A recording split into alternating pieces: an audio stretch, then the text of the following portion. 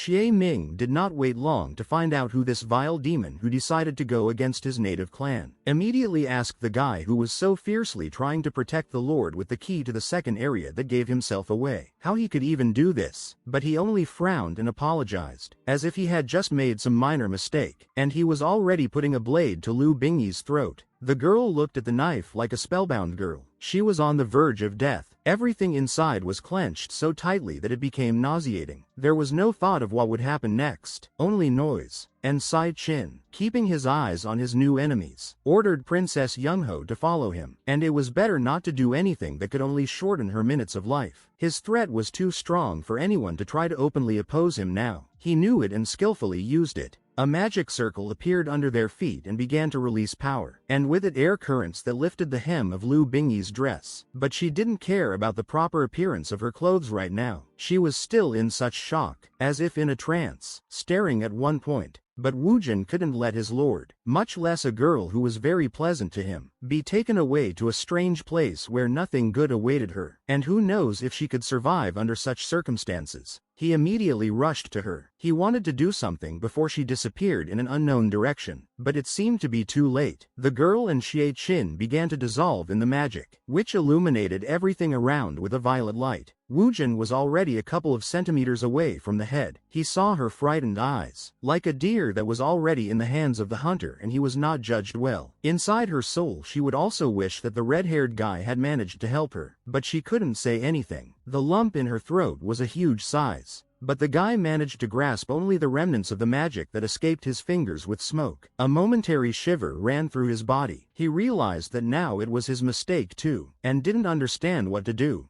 As soon as the currents of wind subsided and the fabric of her clothes lowered, Lu Bingyi's body already had magical ropes on her body that were constricting her and giving her no will to move. But the girl didn't even try to move. She was still reeling from the old shock as a new one enveloped her. She was surrounded by a huge number of people who were covered in shadows. The princess looked at the cloudy ball that was standing not that far away, and someone was stating that they still had 10 minutes while the teleportation ion formation was active. If someone else entered, they would also be teleported, so they should activate it earlier. Xie Qin took the responsibility, and promised that he would transfer Lu Bingyi at the very last moment, before the formation disappears. The barrier is set, no one can enter, so there is no escape. But the princess didn't care at all. She finally got enough silk to have a look around, and she didn't see anything successful, only a sea of red eyes that looked at her from the darkness and fog. The girl couldn't understand what kind of place it was. The man who was clearly in charge, because all orders were given in his voice. He slowly began to pull off his hood, and the first thing that could be seen was his sharp teeth. He was broadcasting that Lu Bingyi could not save anyone. It was the executioner from the fierce clan. He was sitting on the big throne and was already setting his cunning nets, reaching out his hand and telling the girl to do what was necessary and give them the key, for her own safety. But his sly look spoke for him, that the princess would not be released just like that. And rashly, Lu Bingyi became angry. Her rage only grew stronger inside her soul. She asked how dare this bastard talk to the head of the national army of the demon clan. She wanted to resist, to show that she could not be broken. Xie Qin answered her himself. In the entire demon clan, even the strongest demons only reach S rank, and even if all the demons of this rank level would not be enough to resist the fierce clan, so don't say such nonsense. And then looked at Lu Bingyi with such a crazy and fierce look that could only be directed at the enemy. He asked if the princess realized how powerful the fierce clan was. They had only sent 2 generals, and had already turned the demon clan upside down. If war broke out, one could not even guess who would survive, but advised the girl to think hard about it, and then looked back at all the fierce that gathered here. The tide of time inexorably moves forward. Only obeying it can succeed, and other demons just have not yet realized the essence of what is happening. But this only made Lu Bingyi angrier. It was now clear that this was the reason for Xie Qin's betrayal, this incredible shamelessness. But the question of what the fierce clan had given him was still open. The executioner didn't understand why this captive dared to speak in such a tone. In her situation and position, the fierce clan and the demon clan share the same roots, and a common origin. Only by working together would they be able to prosper. He was trying to encourage her to bend to the enemy clan like this. And the owl with a sly look said about all Lu Bingyi has to do is to share the key to the second region. The fierce clan will guarantee not to damage a single inch of land to the demon clan.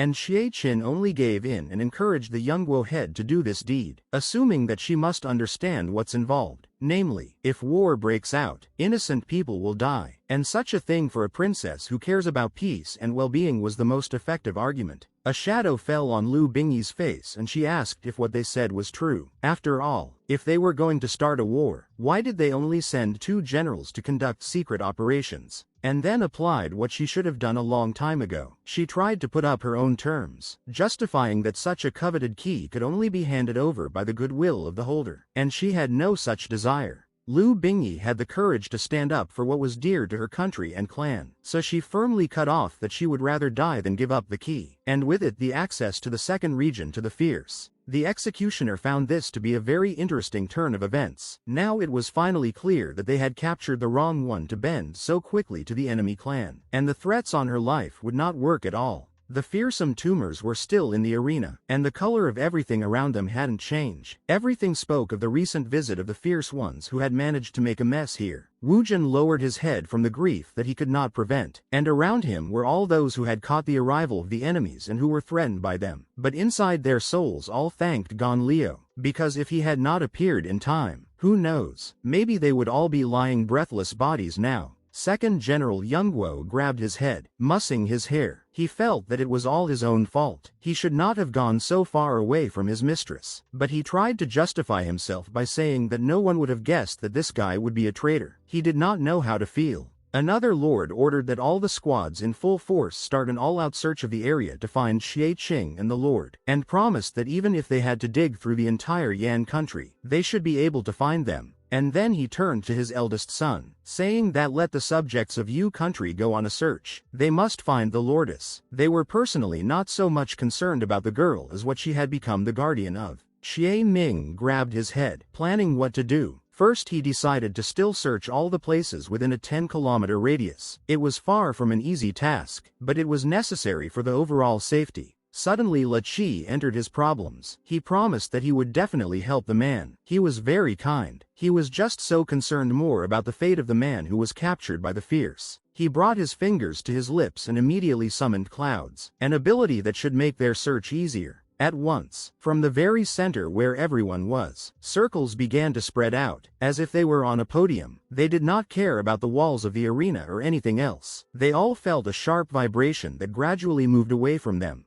The circle became bigger and spread out faster, exploring the area more and more, and headed away from the arena, towards the city itself. Such ability required a lot of strength and energy. The wave went through every street in the city, and the shape of the circle made it possible not to miss a single corner. And suddenly the wave passed by a large statue of a girl. It was bigger than the high-rise buildings, except that there was some kind of protective barrier around it, which was sparkling with lightning. Li Qi immediately realized what it was. He cried out that he was seeing what he needed to so everyone would know that half of the problem was already solved. If he had to, he would explore more than just one country. The red-haired guy immediately said that Lu Bingyi was in the temple under the shrine. There was a barrier on top, but it was not clear who had put it up, although there was speculation, and Xie Ming was surprised when Li Qi had developed his abilities like that. Xie Ming was negative. He thought that everything was lost. They would not be able to teleport. But Gon Leo was unemotional. He was not going to jump to conclusions. But the problem was that from their location to the shrine is not less than 100 kilometers. They simply do not have enough time to get there. Will not have time, unless they find some other way. And it seemed that Gon Leo knew such a way, so that they could get there in time. No one doubted that he would think of something to save the princess and the key.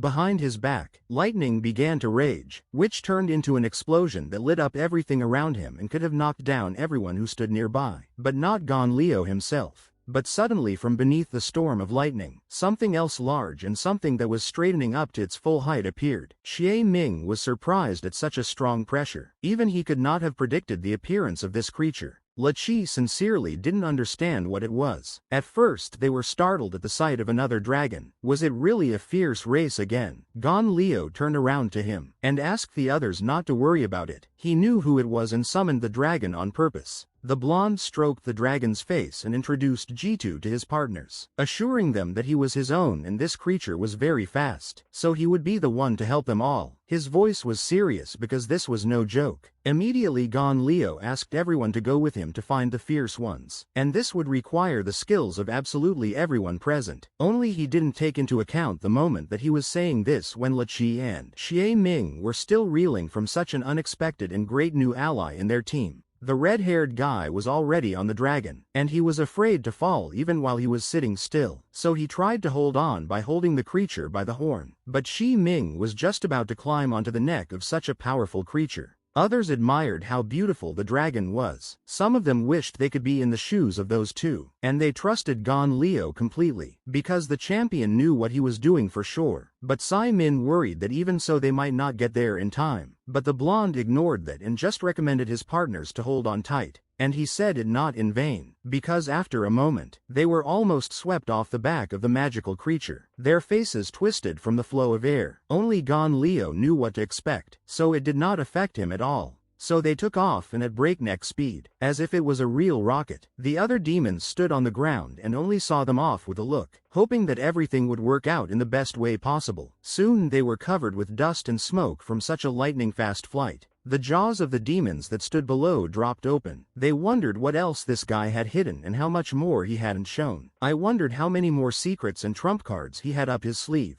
The dragon was so fast that it seemed to tear the air. On such a high-speed airplane, it was necessary to hold on very well, so as not to break off and not to roll down towards the ground. They were approaching the statue of the girl. It was the same monument on which the battle between Xie Min and Gon Leo had been fought, and the only thing left to do was to get inside or under it to deal with the bastards who had made such a commotion. A parasite was crawling along the executioner's arm, and the man himself laughed at Lu Bingyi's desire to appear as a martyr. But if she suddenly had such a great desire, he could help with the matter. The parasite climbed out right onto the clawed hand, and the man asked about the princess, not knowing that his ability was insect control. It was a hidden threat, especially considering how furious enslaved demons, the same Kai Tian, furious leisurely began to rise from his throne, and the parasite began to crawl back further up his arm. The executioner felt there was no hurry, no one would come to them anymore. The man hovered over the girl. His real name was Mi. He was a 55th level mage and insect. He began to openly threaten that until he killed Lu Bingyi, the key would belong to the girl, but it would not be that much. And then the princess came face to face with the creatures controlled by Mi, who said that he would inject all the insects directly into the body of the head of Yongo. So it would be better if she still agreed in a good way, if I may say so. As suggested earlier, it became quite uncomfortable. And then he finished her off completely when he made a very creepy face, with lots of teeth and crazy eyes. And his words were no less crazy. He promised that in time Li Banyi would turn into a lifeless body, the same as the other demons who had already transformed into mutants. And they were beginning to worry about something, namely that the ceiling was cracking and making strange noises. There was clearly someone already there. But a couple of cracks began to diverge into a pile of small cracks. Purple lightning began to burst out from the ceiling, which spread further at the walls. Now there is no doubt that this is the work of someone's hands, but it is not clear who it is to know how to resist. Xie Qing tensed up a lot. His barrier seemed to have been broken. It began to crumble. He couldn't even predict that someone would be able to do that, especially since they had to get to them. The statue began to collapse. The stone girl was already headless. She was about to collapse, and in the sky there was a dragon with its passengers. A bright light in the form of a dot was coming from it. Xie Ming was not very happy about what happened to the statue. He still has to live in this city and he knows the consequences and losses, especially material losses. While Li Qi marveled at how much damage the attack they had done,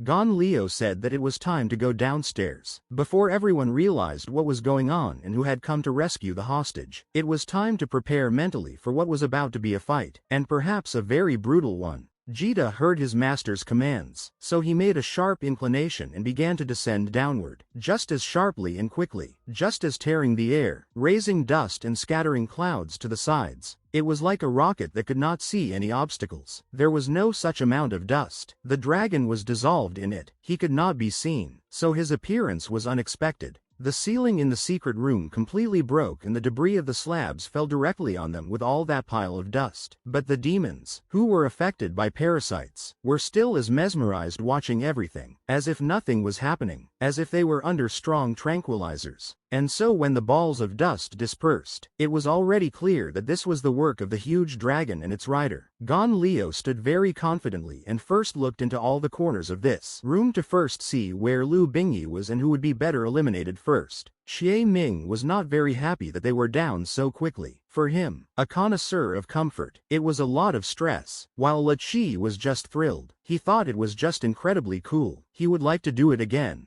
The dragon and the three demons looked at who was in charge here. Gon Leo and Jita had a completely unfriendly look at the executioner. They had decided who they would fight here first to free the princess and take back what rightfully belonged to the demon clan. Gon Leo reiterated the fact that they had found them after all, despite all the precautions the fierce ones had tried to take. He read coldness in his voice and that he was ready to settle the whole matter. There was real hope in the princess's eyes when she saw a familiar face, and Mise blocked her with his body, and only seemed to be annoyed that here came the hope of all the demons. They had no doubt that he was the one who would try to change everything. And then came Xie Qin, who promised that there was nothing to worry about. Gon Leo was only an A+ level demon, and he himself was an S-rank champion, 10th level. He didn't seem to have realized yet that this guy wasn't so simple. The guy was so confident in himself that he alone was enough to handle him. He was too focused on himself. He had a sea of selfishness in him. He talked so much that in the middle of his words, he was slapped in the face by Gon Leo, who had just been giving him a hard time. A couple of teeth fell out of his mouth, and his cheek quickly became red and swollen.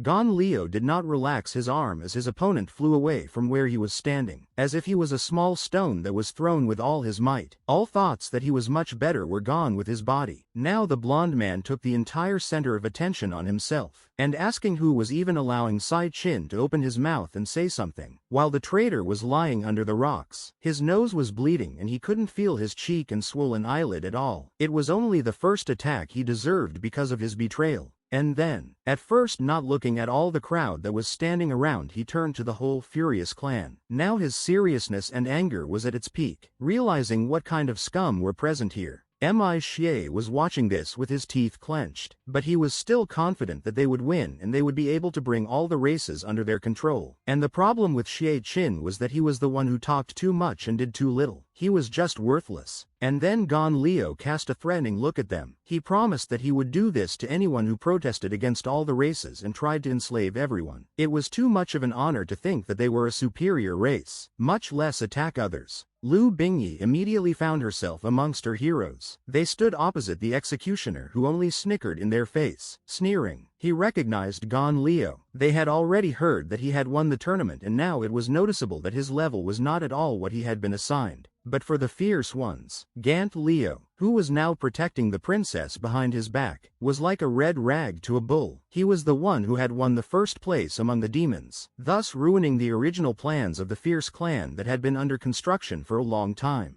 But it seemed that they had already built a backup for such an occasion, and such an appearance was very opportune and timely, as evidenced by Mise's words and especially the evil smile that began to just cut across his face. About to start a real storm of battle. By appearing here on his own, Gon Leo simply made the executioner's task easier, saving him from having to search for the guy on his own, as if their goal was not so much a key. Suddenly energy began to burst out from the fierce body along with the shadow powers. His face seemed to be hidden behind all that power. Xie Ming was already starting to get angry and winded, especially because he could predict the future of objects of the same level or lower. But the opponent was an object that he couldn't predict. This made him very angry, but in a way that he was completely useless here. But the situation was heated. In his opinion, it meant that he was at least SS rank. The man didn't hide his pessimism, thinking that he was a realist and speaking the truth about the situation, not holding out too much hope. So he said straightforwardly that they definitely couldn't deal with him.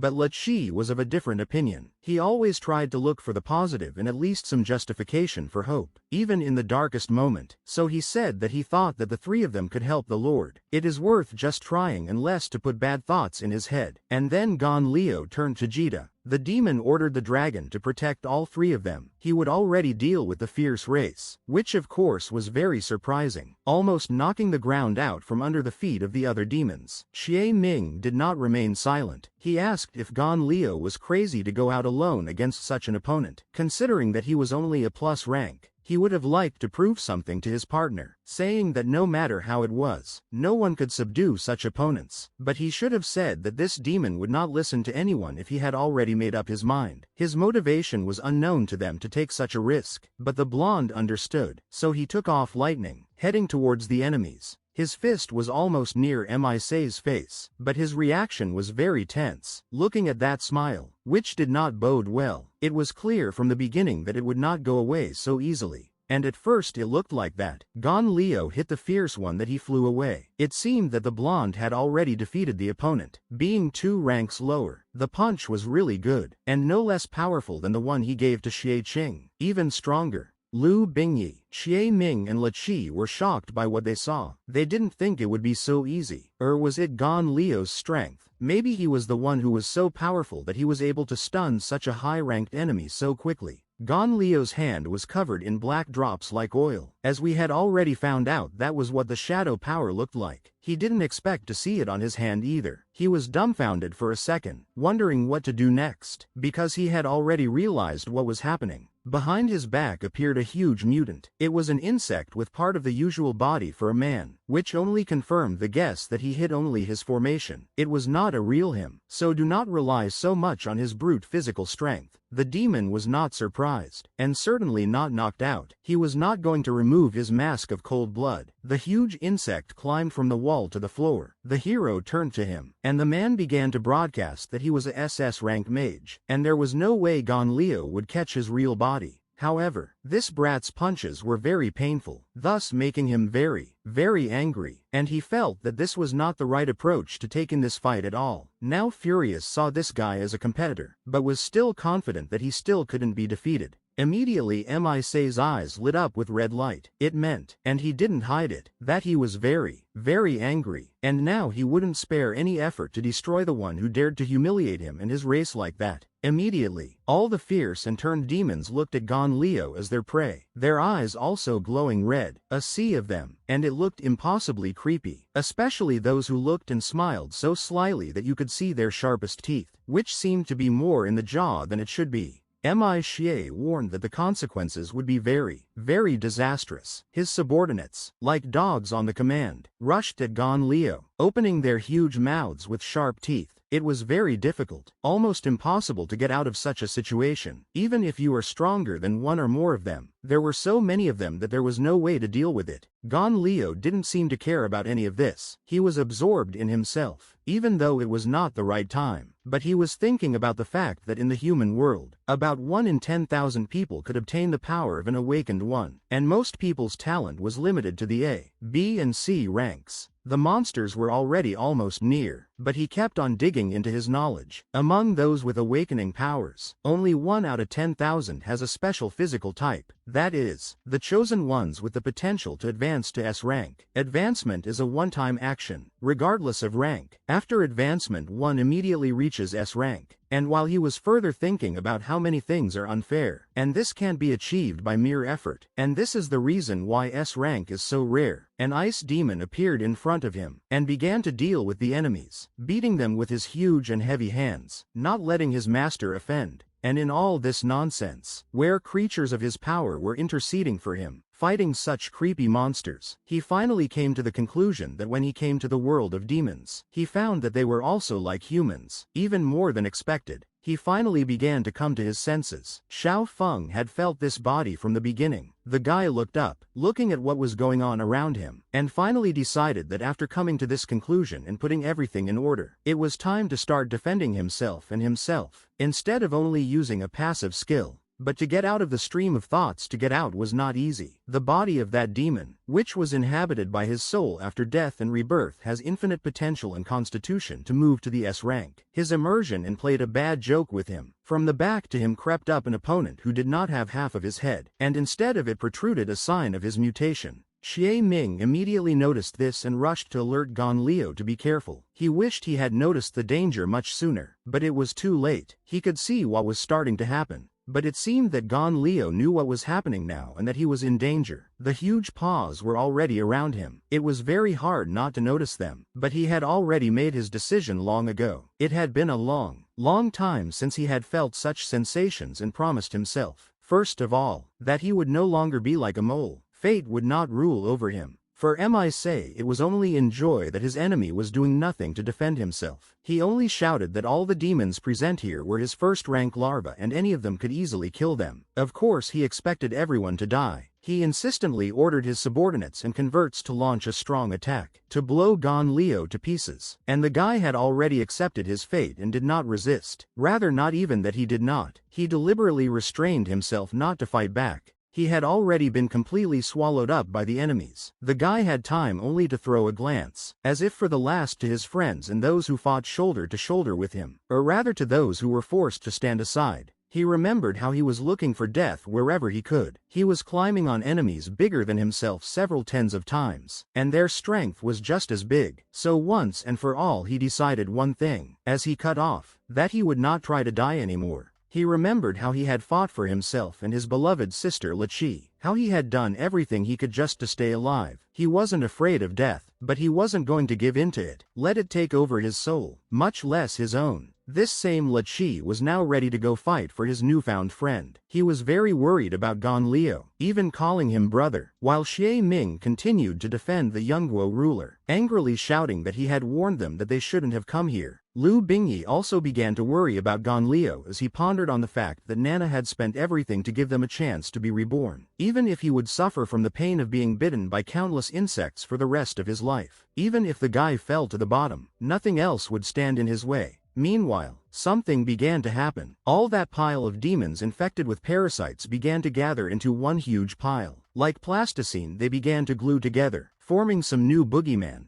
But it was all the old plan, or rather order, to capture Gon Leo. Just no one gave the slaves an order to retreat, so they kept shaving and shaving to the place to suppress the enemy both in the direct and figurative sense. But then from under the pile of these bodies began to burst out light, breaking into large rays. And soon this not-so-big light turned into a whole light explosion. It was flooding everything with yellow rays. It was impossible to tell what was going on in that pile of zombified bodies that were trying so hard to harm and kill the enemy.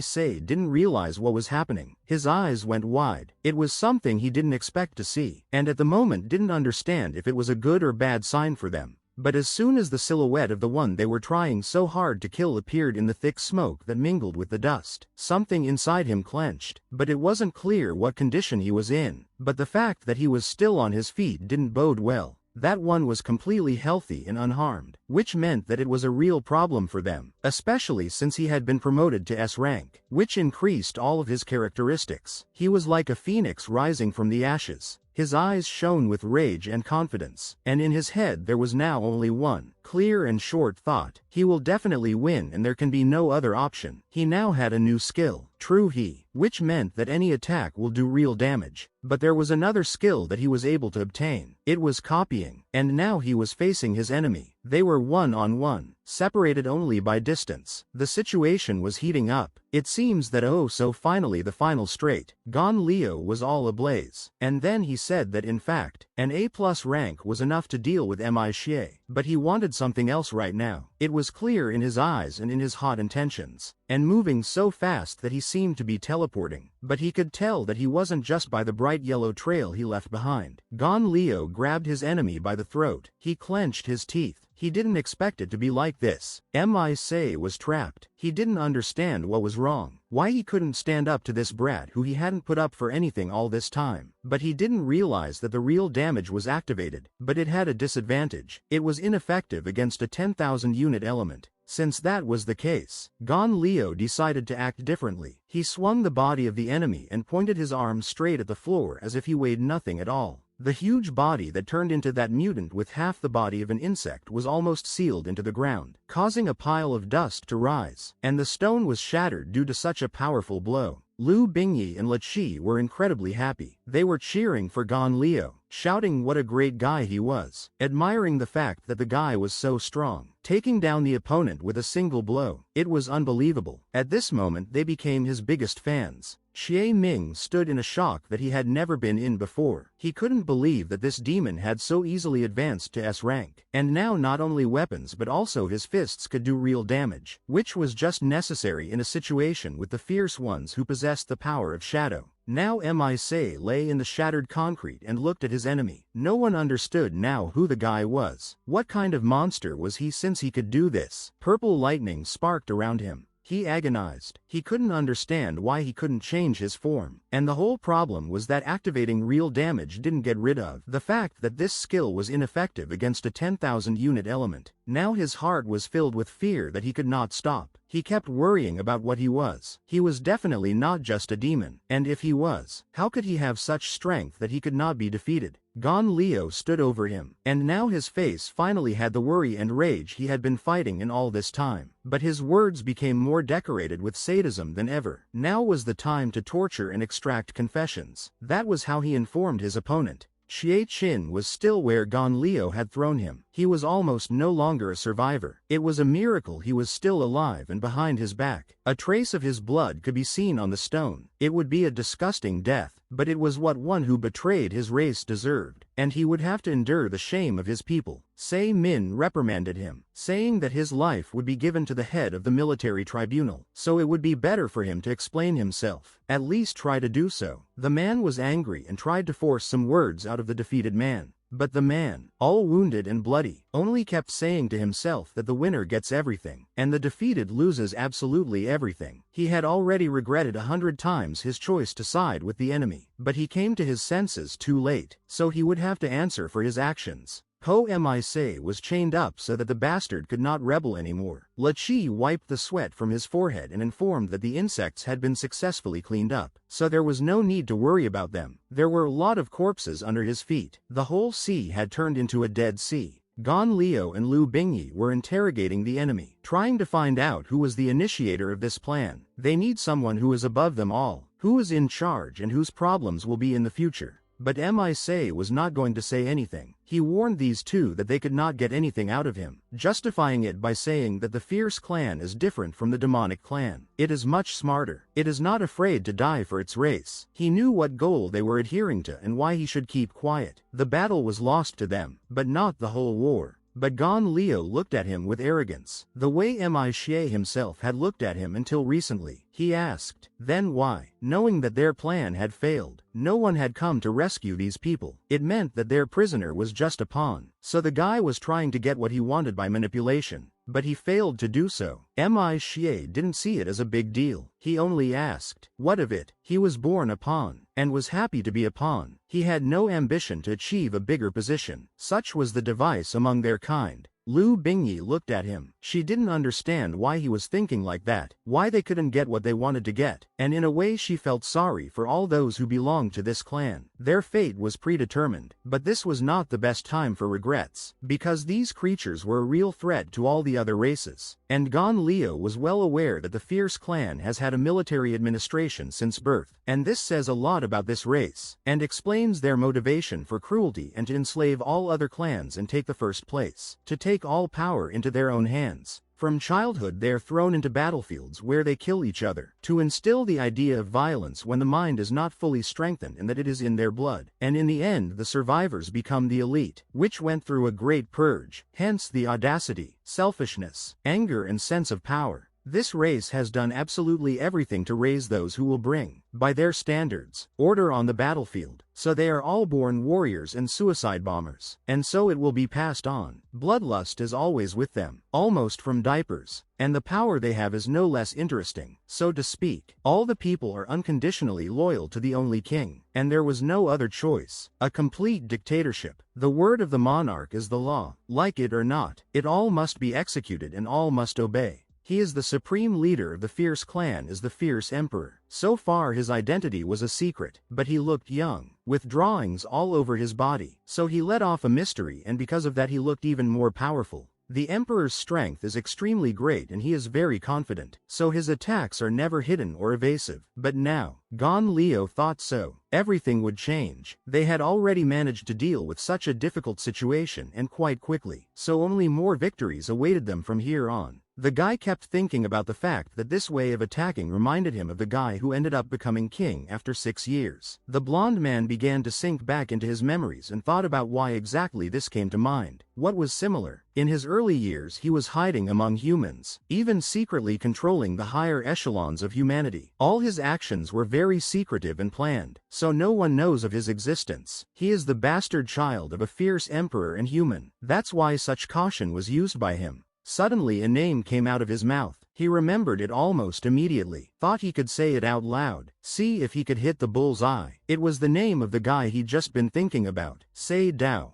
Immediately he got a reaction he didn't expect to see, but Furious flinched when he heard it, and his pupils narrowed. It looked like something prickled in his chest, but at the same moment his surprise was replaced by anger and retaliatory aggression. He ordered Gon Leo not to waste his efforts. Even by giving out something like that he will not be able to get anything out of him. The man remained steadfast. He knows how things work in his clan and fully accepted these rules. But now Gon Leo himself was surprised. Judging by his opponent's reaction, he guessed. He didn't exactly know if he should press further on this nuance, this topic, but even more he was amazed that it actually related to what he was thinking. Still, the desire for more information won out, so Gon Leo decided to try to nail his enemy to the wall morally as well, because he assumed that he hadn't expected, like the blonde man himself, that Xie Dao had started plotting so early. At this point, he must still be hiding among the humans. Say didn't like the fact that even though he had already expressed his opinion about this conversation and that he wouldn't say anything anyway, they still tried to bring him to an emotion that could push him to talk about something like this, while he himself thought that the identity of the Lord was only known to him. Even the fierce clan doesn't know about the existence of the Lord, and the source of this guy who was able to put him down is also quite suspicious. This demon clan might become a great enemy of the fierce clan in the future, and he understood very well that they would not let go of him. They would push him to the last, so he couldn't stay here any longer. His anger was already raging and he became aggressive, asking if these demons were so bad that they thought that was all he could do. His eyes burning red, just like when he tried to force all his subordinates to kill Gon Leo. But he did mention one thing, that they had one last strike force, and while the demons were competing, their men would invade Yongo from the west, and they were confident of their victory, because their commander was an S-ranker, and he alone could level Yongo to the ground. The ruler's crown fell as Gon Leo pressed her head against his to protect her from what would follow the sparks that burst from the body of the one they had chained and overthrown, taking away his opportunity to harm them all. And Xie immediately realized that these two were from Yongo and then said with a sneer that he was afraid that their state had already turned to ashes. This was a big blow to the princess especially, and promised that in the near future, all lands would belong to the fierce clan. This was the goal they were moving towards more than confidently, and at the same moment an explosion occurred, coloring everything red and yellow, and covering their opponents with dust. Lu Bingyi turned away. Her insides were clenched. Tears were about to fall from her eyes. Her heart was pounding like crazy from anxiety. She couldn't understand what was happening. To accept reality, she asked Gon if what she heard was true, that a fierce clan had invaded Yongo. They had only just survived the war, and were completely weakened. If that was true, then their situation was bad, if at all, and could still be changed. And Gon Leo in turn hurried to reassure the girl, telling her not to worry, to first try to contact Yongo, and then panic, if there was a reason, but first, to check the information from a place they knew. Meanwhile, for a while before, Yongo had been completely quiet. It seemed like nothing was going to happen, and then a boat with a sail approached the shore of what seemed like paradise, and it was as if it had all started. On the ground with his feet stood a guy whose whole body was covered with scars, mute witnesses of many battles and trials. His fist was clenched with anger. He had been waiting for this moment for a long time, dreaming of only one thing, to get to Yongo, but he was not striving there for the sake of peace. In every step sounded the thirst for retribution. His goals were clear and terrible. In the soul of the guy was burning revenge, and no obstacles could not stop him on this path. It was Shin Ling, a SS-ranked mage, Shin Jibiao's younger brother. His eyes were burning with rage. He kept muttering the name of Gon Leo who killed his brother, which only made him more determined to tear the guy to pieces. He had been raving about it for the past few days, just to show how he felt about harming his family. Cranes could be seen nearby on another island, whether it was a construction site or just a facility where some kind of work was being done, but it looked somehow foreign among the beautiful island. And this place with large containers, buildings, and fences was perfect for a few people to hide and go unnoticed, which the members of the fierce clan who were wearing long robes that hid their identities. From all around them they realized that Yongo seemed to have just experienced a battle, and this was the perfect time to strike at them. This was an S-rank squad belonging to a fierce clan. It was only to their advantage that they had even gathered in the square to watch the live broadcast. It was very opportune, the best moment to kill them all gathered there. It would be a massacre that would be remembered by the people of Yongo. But they could not stay completely hidden. Soon a child's voice was heard behind them, the owner of the child's voice asking who the people were that had gathered there. They looked too suspicious. The fierce ones immediately looked in the direction of the sound to see who had unmasked them. It was a small demon with bright green, disheveled hair and unusual ears. Despite his short stature, he confidently helped on the construction site. His face reflected obvious irritation. His eyebrows moved. With an angry expression he asked who these people were and what they were doing in this area. But the fierce ones were not frightened at all. They only smiled maliciously. The victim himself came to them, and did not benefit himself at all to get into the wrong business. After a couple of minutes, the little demon looked up at the containers that stood on top of each other and the sky, which was amazingly bright, considering what was brewing on this island. Only he had no pleasure at all, because the guy was lying all beaten up, with a swollen face. He had no strength even to call for help, no matter how he tried. It turned out too quietly that no one would hear and would not reach out a saving hand, and especially would not have time to protect and give for him. It turned out that then it was not the work of any Shin Ling, but Furious. The commander of this unit gave the order to tear the kid into pieces and throw him in the square. This was to start everything that they were here for, and their victim no longer had the strength to be afraid. He was tormented by the pain in his body and face. Suddenly, behind the back of the fierce clan, Shin Ling appeared with no mood at all, who thought that they were people from the demon clan, and they were indeed very similar. For as said before, they share the same roots with the fierce ones. And when one of the hooded ones turned around, he was somehow even shocked that they dared to speak to them, and even more so that another person from the clan had declassified while the stranger was asking like a madman where Gon Leo was, repeating it over and over again. But the scoundrels only laughed at him, asking what this fool wanted from them, and why he was so naive, downright stupid in his naivete, since he was meddling with those who were obviously not doing good works. But here, their taunts were shattered by one precise, sharp and swift movement that sliced half of one of the guy's head, and the other guy, through laughter, came in shock, bulging his eyes at his partner who was about to explode with blood. This was Shin Ling's attack, who was already furious. He was just as frantically demanding that these strangers act faster, tell him what he needed or else his desire would burst. Except he wasn't interested in what was going on here. He was only thinking about what he himself needed to fulfill his vengeful plan. And immediately the Furious decided to destroy the guy who had just killed their friend and partner. It was a kind of declaration of battle for the whole squad, which Shin Ling himself did not realize that he had started, only he was not scared at all. And so the little demon began to slowly come to his senses. He turned his head to close the question of what was wrong with these creatures. He was having a hard time doing so because of the abrasions that hurt in the swollen parts of his face. And at the same instant his one eye, the one that was still open and not swollen from the bruise, dilated. The pupil shuddered with inner shock, and his gaze froze in utter horror. A picture that would make his blood run cold in his veins. His breath hitched, and his body seemed for a moment petrified, unable to tear itself away from the horrifying sight. In front of him lay a pile of corpses of those people who had attacked him for nothing, with sharp blades sticking out from them, and behind all of this stood a guy who had his back to the injured so far. This was not the kind of thing he expected to see, and not the kind of help he wanted to get when he called out for someone. But suddenly Shin Ling changed his direction as soon as he saw that this guy had woken up. Now he would seek a response from him to tell him what he wanted to hear. And the boy lying on the floor was not at all ready for any interrogation.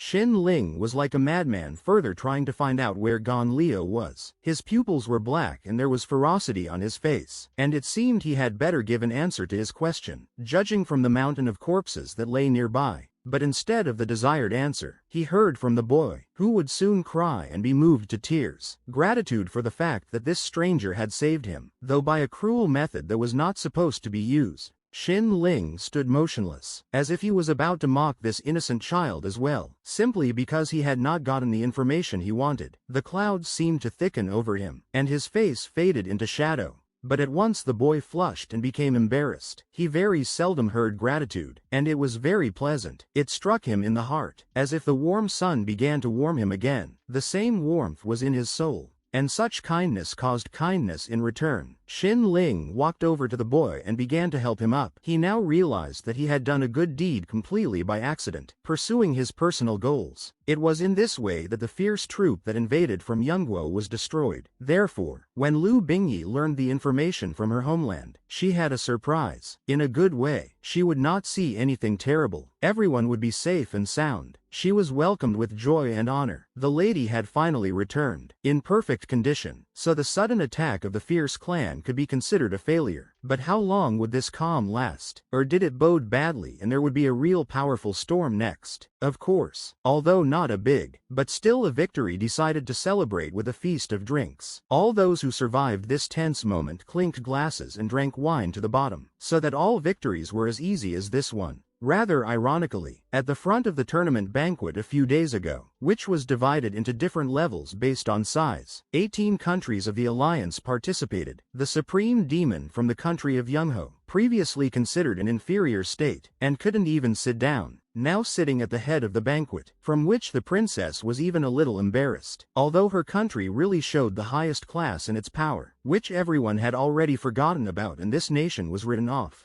One of the rulers said his toast that if it wasn't for Yongo, one could assume that their alliance would have collapsed. So he suggested that everyone raise a toast to express their deepest respect to the supreme demon Lu Bingyi of Yongo. Even those who didn't consider Yongo at all also, albeit reluctantly, congratulated the victors. The Lego kingdom, which didn't achieve any results in this battle, no longer had the right to sit at the head table. But then Lu Bingyi dared to say something that few people expected to be talked about. She let her gaze slip from some uncertainty and said that today was the most appropriate day to say something to all the gentlemen who had gathered here. Everyone immediately began to take in her words intently, though they tensed up because the tone didn't sound very encouraging. The intrigue memorized every corner of the room in which everyone had gathered. Everyone from the demon clan was originally one. Then their desire is first and foremost to build a fair and equitable family where mutual aid and a strong allied community would reign. The Lu demonic clans prelate, Lu Yun held up a mug and said that let the 18 countries see that they are all in alliance. They should always stand on a united front line, no matter high or low, noble or despicable, all at one. She knew that it was very difficult. It was idealistic, from generation to generation. Even if they work hard, it was not a fact that they could achieve it, but it was still worth trying it, to always stick together and fight against common enemies. And now the same thing Lu Bingyi suggested, that they all swear that they will protect and defend each other. It was an attempt to bring all the demons together again, to bring back the friendship of different peoples of the same race and clan, so they will definitely be able to defend their freedom. Given the recent disturbing events, demons gathered in a large garden, with beautiful statues, and in the center of the plain burned a huge bonfire, to which all converged. It was the conclusion of the celebration for today. Everyone rejoiced and cheered, and Lu Bingyi, as the new head of the allied army, also announced a new rule. From then on, the martial arts competition held every 3 years had been changed to a sports game. Each nation of the 18 countries would have one chance to request the mobilization of the allied army. It was only Gon Leo, who was the reason why Yongo was able to gain the upper hand, who sat on the sidelines and watched it all from a distance. He didn't have the same joy and desire to celebrate as the other demons who had gathered down there. He preferred to sit and enjoy the silence, watching the riotous festivities down there. Things were going well, and as for the important key, it had been placed in his hands, literally and figuratively. The key was given to Gon Leo. No one objected, because he had saved all of them and won the tournament among the strongest. So the key would be safe and he would be able to defend his life and safety, not having to be always on the lookout for someone to save, and trying to get there in time. The guy, who could give everyone a lesson in selfishness, suggested that it was a good plan to get more allies at the tournament. His speech influenced as much by his ego as by the alcohol in his glass. Then he suggested that they should make a movie, but of course, he wanted to play the lead role. That is, Gon Leo. He wanted to get some credit for the guy's victory, and he didn't hide it. He wanted the entertainment industry to be his, and there was no doubt that if the movie was released, it would be a hit. And then his interlocutor asked him if he was going to call Gon Leo. He was the most popular in the demon world at the moment. He didn't deny it. He just had to call him to star together, and said that he would give him the entire fee, but he could only play the role of the defeated, and the guy would take the main role only for himself. He didn't really need the money, only fame and recognition, although this in a way means that he intends to take some of the glory of victory in the arena to himself. But he was suddenly worried that Gon Leo did not show up at this celebration of triumph at all. After all, he should be the main protagonist. He would definitely not miss the moment to publicize his identity once again and get even more attention.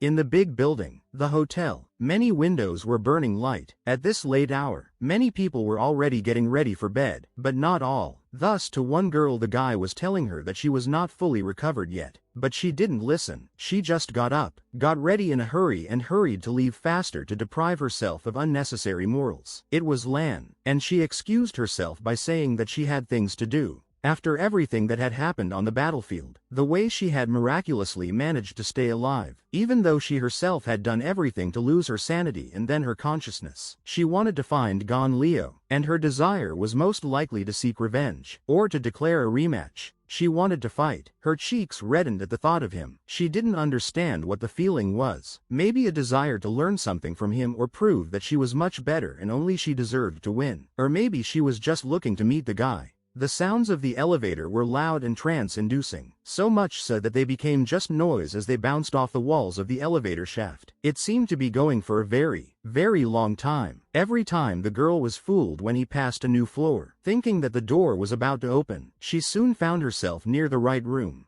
But soon she was completely absorbed in her own thoughts, thinking of what had happened to her not so long ago, wondering what she would have done if she had been herself at the moment when she had fallen into the hands of the furious, still hesitating to go in. If it wasn't for Gon Leo, she would probably be dead by now. The thought of the guy was very comforting to her. She felt protected by him. Her gratitude was unbounded. She felt embarrassed. She realized that the guy was a real hero. And now she took the pen. She mentally decided that her life long ago belongs to the guy, and it does not matter whether he accepts it or rejects it. The main thing is that Lu Bingyi will free his soul, to say what is lurking there for a long time, and there as fate decides. The princess has long ago decided that today she will confess to him, will say what she wanted to say. The girl went into the room and froze in place from what she saw. It wasn't the guy she was looking for, but two girls who were fighting right on the bed. It looked like they were about to kill each other. They were arguing about Wujin and were here because he shared this luxurious hotel room with Gon Leo. One was vehemently claiming that Wujin's brother was hers, thinking that the tournament contestant who had gotten out of there had some plans for him, and the other was proving that she didn't need him at all. But the argument against that was what was she even doing in his room?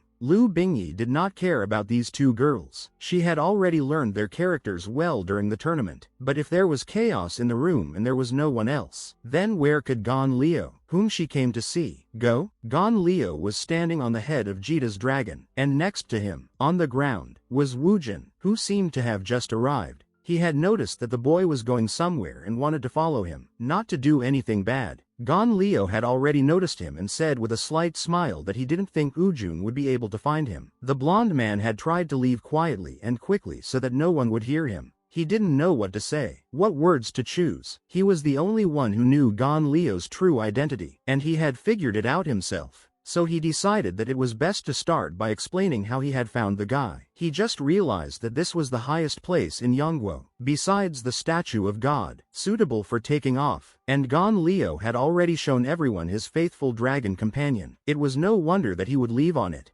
Gon Leo sat down and even asked Wu Jin with a kind of snideness. Maybe he wanted to kill him, but the second general Yongo avoided answering, asking a question at the meeting, asking if he was leaving now, would he really never come back? The blonde guy had complete calmness. He replied with relief that yes, he would. He was from the nation that Wu Jin hated the most, and now his mission was over. The demon race should have no more grudges. But worry not, Gon Leo would no longer allow the army. But suddenly the red-haired guy interrupted him. He replied that he knows this. After this battle, he no longer hates the human race. And yes, he is also not going to enter the fierce race into the hate list. He decided to get rid of such a bad habit in his life. The personality of a race can never represent the entire race. In the demon race there are good and bad people. In the fierce race there are also good and bad people. You just need to look for them and they will definitely be found. There are good and bad people in the human race too. A shadow fell on his face and his lips spread into a sly grin. He was about to say something that Gon Leo wouldn't expect. He called Gon Leo a friend. This threw the blonde man off balance altogether. He didn't expect to hear this at all from the demon who had treated him so coldly all the time. He was straight up thrown off balance. He didn't know how to react. Wu Jin smiled softly, saying that no matter who Gon Leo would be next time, human or demon, if he came back, the guy would be waiting for him at the highest place. He wanted to give their relationship meaning and symbol. They had been through so much together that they were already like brothers. The last question Wu Jin asked was whether Gon Leo was really going to return to the people. He hoped that his words could really make a difference, that his friend would stay with them. They were already used to him and he would help their country further. And he received the answer that no, he would not join them right away, but he would not stay here. First he would go to the world of immortal demons. The blonde turned his face to the horizon, as if trying to consider his way further in life. Hearing this, Wu Jin was shocked. He realized what his interlocutor was talking about, and this place belonged to the elves. Few people would dare to go there, knowing what kind of race it was and how it would react to the slightest interference to them. And God forbid, harm. And then Wu Jin chuckled. He remembered who he was talking to. This guy was looking for death and he was failing. And with his strength he couldn't do anything, so he shouldn't worry about him. The dragon opened his wings. He did it sharply. Even the sound was heard from this movement. It was possible to make a countdown, because very soon he and his rider would go to a new place. Standing confidently on the dragon's neck, the guy turned to Wu Jin, saying that very soon he would marry a human girl. The wind began to rise, mussing his scarf, and some sounds were not readable well. Gon Leo complimented this news of his, a remark to his new friends not to forget to congratulate. It was a promise on his part that they would see each other again. He wanted to meet again. And at the same moment the dragon took off, just like a rocket, leaving a trail behind it, similar to the tail of airplanes. They made the air shudder and kick up dust upwards. Wu Jin had to cover his face to protect his eyes, and to make sure nothing got into his lungs. And then he looked up at the last person he said thank you to. Even though Gon Leo couldn't hear it anymore, Wu Jin thought of him as a hero, his own personal hero, because he had saved Yongo and the demon race. In parting, Second General Yongo bowed with his hand to his heart, saying that he was expressing his deepest respect, and wanted Gon Leo to know that the entire demon clan would always stand for him. And the very hero who had made a very big change in their lives was already among the clouds, moving on Jita like a bullet. He could no longer wait for it to be over, even though he still had a very important and big job to do. He recalled Nana's words. When she wanted to say something else, she expressed it with the expression that when Xiao Fan returned to his body. And then it was as if the guy didn't hear what was said next. He froze, looking somewhere in the distance. Too much he was caught up in these words that now his thoughts were only about this. At first he thought that he just heard it and was afraid to clarify something. But very soon he decided to ask if he could not return to his body as soon as he died. He thought that was the condition. That's why he tried to do it. But now it was revealed what he should have known from the very first minute. And then the system said that it had actually deceived Xiao Fan. It was very embarrassing. With any danger his body only gets stronger. And her data was wrong. The guy couldn't contain all the emotions that were raging in him. It turns out he should have died earlier. Now it was hard to come to his senses. He was on the wrong path all this time. And the system tried to distract the guy from such emotions, saying that it was not important at all, asking Xiao Fang if he had also dealt with sulfur monosulfide rank demons. It was nothing. The guy wanted to hide the awkwardness, saying that the system was just deceiving and should not be trusted. But Nana could not be fooled. She only thought it was quite nice. And then she gently said that there was no need to worry. She had already organized halfway, and she had found a way to get Sha Fan back into her body. And first, they needed the most important item. There was a certain slyness in her voice. It was already habitual, as if enticing her to listen. What they needed was a soul herb, a wonderful not large flower, its leaves layered on top of each other like a spiral staircase, and the petals were as if torn zero and in the middle a bright blue crystal, from which it was as if luminous particles were atomized.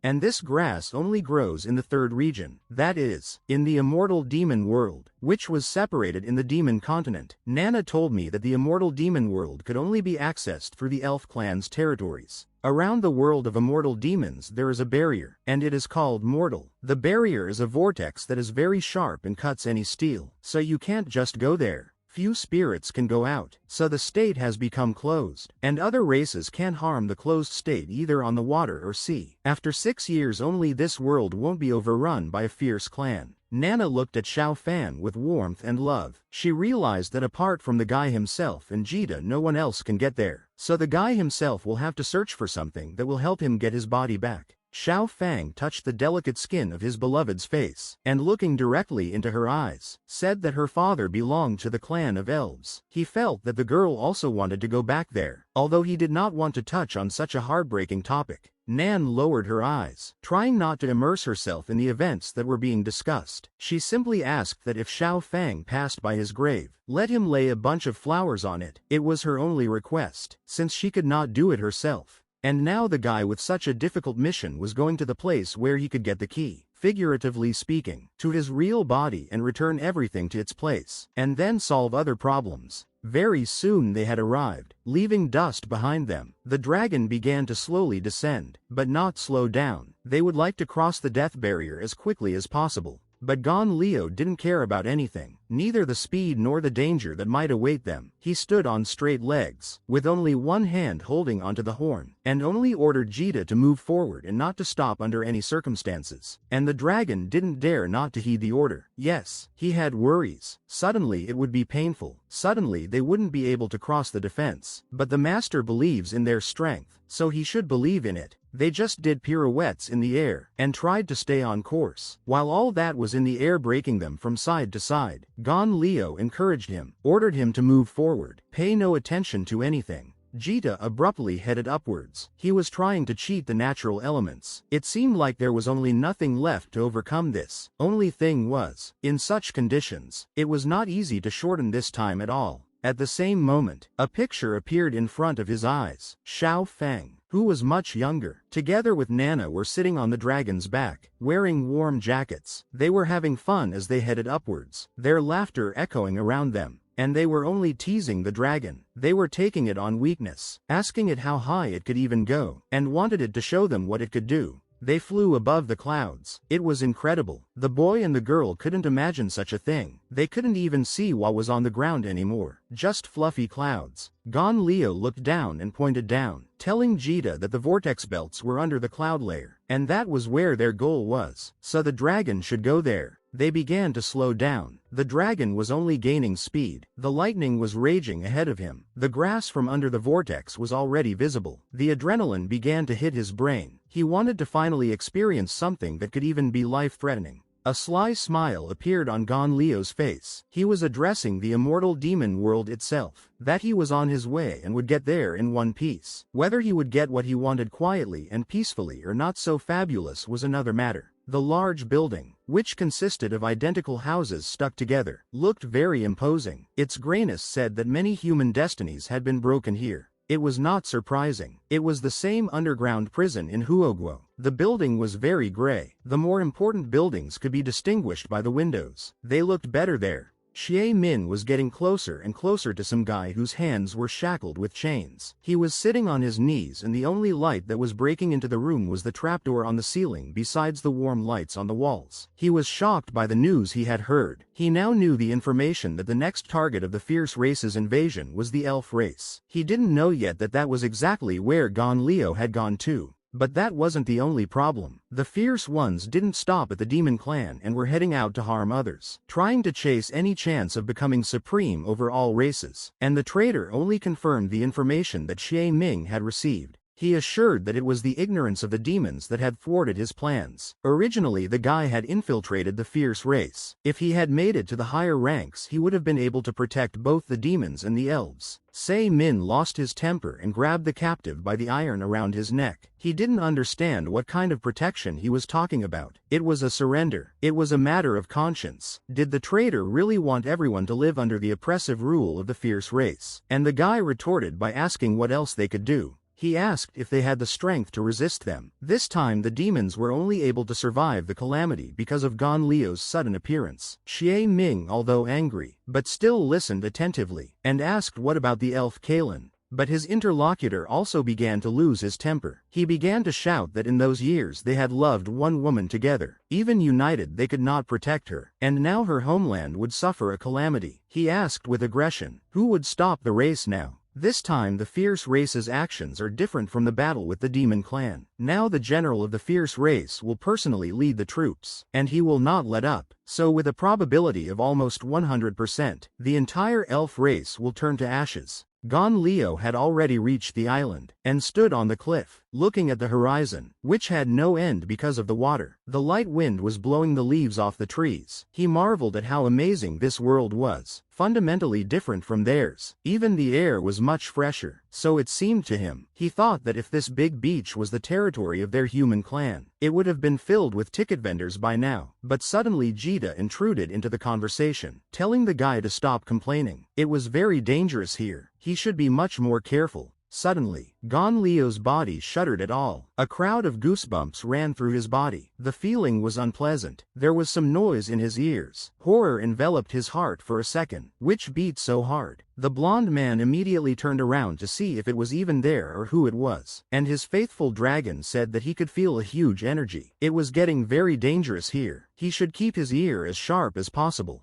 Gon Leo felt it too. The force was coming from the side of the bushes. This force is very powerful, at least SS rank. But then he realized that this was not true either. There was a whole SSS rank. And then he realized again that he was wrong. Finally, fear filled Gon Leo's gut. He now realized that this powerful force, even he himself had never felt in his past life. This new feeling was very unpleasant and made him tense up to his fingertips. He immediately began to prepare his sword, going over it in his hand. Better to be reassured and make sure he took care of everything to keep himself alive. From the blade showed blue lightning, inherent in his ability. But it wasn't her. The sword was immediately shattered into pieces and was already moving away somewhere. This was quite unexpected. Nothing good could come of it. Now Gon Leo was disarmed and moreover, he had succumbed to shock and fright, hence becoming weaker morally. The sword slipped out of his hands, and like a snake, it moved through the air. Its wielder did not know whether to use something against it, or whether he would have to catch each piece separately. But in the end he decided to just watch where his weapon would move. And it wasn't long before it came together, only not in the hands of its former owner, but the one who now clutched its hilt. His hand was the first to catch his gaze, but it wasn't long before his eyes slid upward to finally realize who it was. It was a pumped-up man who was simply huge. From his physical form, he immediately recognized that Gon Leo belonged to the demon clan. The logical question followed. What brought him here? Why did he come? But even more, this brutal gray-haired man in sunglasses was even more concerned about how this sword he had just taken away ended up in his hands. But Gon Leo was in no hurry to answer the questions, only wondering if this man was a human. But he did not look like one at all. Still as shocked, he stood there wondering why the blade flew to him. What was the reason behind it? The man looked from under his forehead, questioning with just one look why his interlocutor was not giving him an answer. He took it as disrespect, though he realized that the owner of this weapon needed to understand what had happened. They stood across from each other. The situation was tense, and each of them was trying to figure out who the guy was that was standing across from the other. But they didn't realize how dangerous and hostile this moment was. The man lowered his blade, jabbing it straight into the ground as if once again demonstrating what he had done and who now had his weapon, hinting that an answer had better be given right now if he wanted his sword back. But Gon Leo wasn't going to buckle under this man, so he only held out his hand and ordered the blade back, hoping it would work. If it did for this man, it definitely should. The man asked the guy if he wanted him to give it back to him, but judging by the tone of voice it was rhetorical and he wasn't going to do that. He just gripped the hilt harder. And then it was as if he turned to the blade, asking if this guy was its new owner, and it seemed to answer him. It trembled and shimmered. It was an attempt of the weapon to break free from the strong hands of the man and return to the guy who until recently held it. The man only gripped it harder and pulled it sharply out of the ground. It was hard to hold it. The blade resisted. It was trying to return to the hands of the master who had summoned it, and it was impossible to fulfill it. The gray-haired man did not want to give up the weapon. He wanted to see what the blade could do first, but from his expression and intonation, it was clear that he was unlikely to give it back later.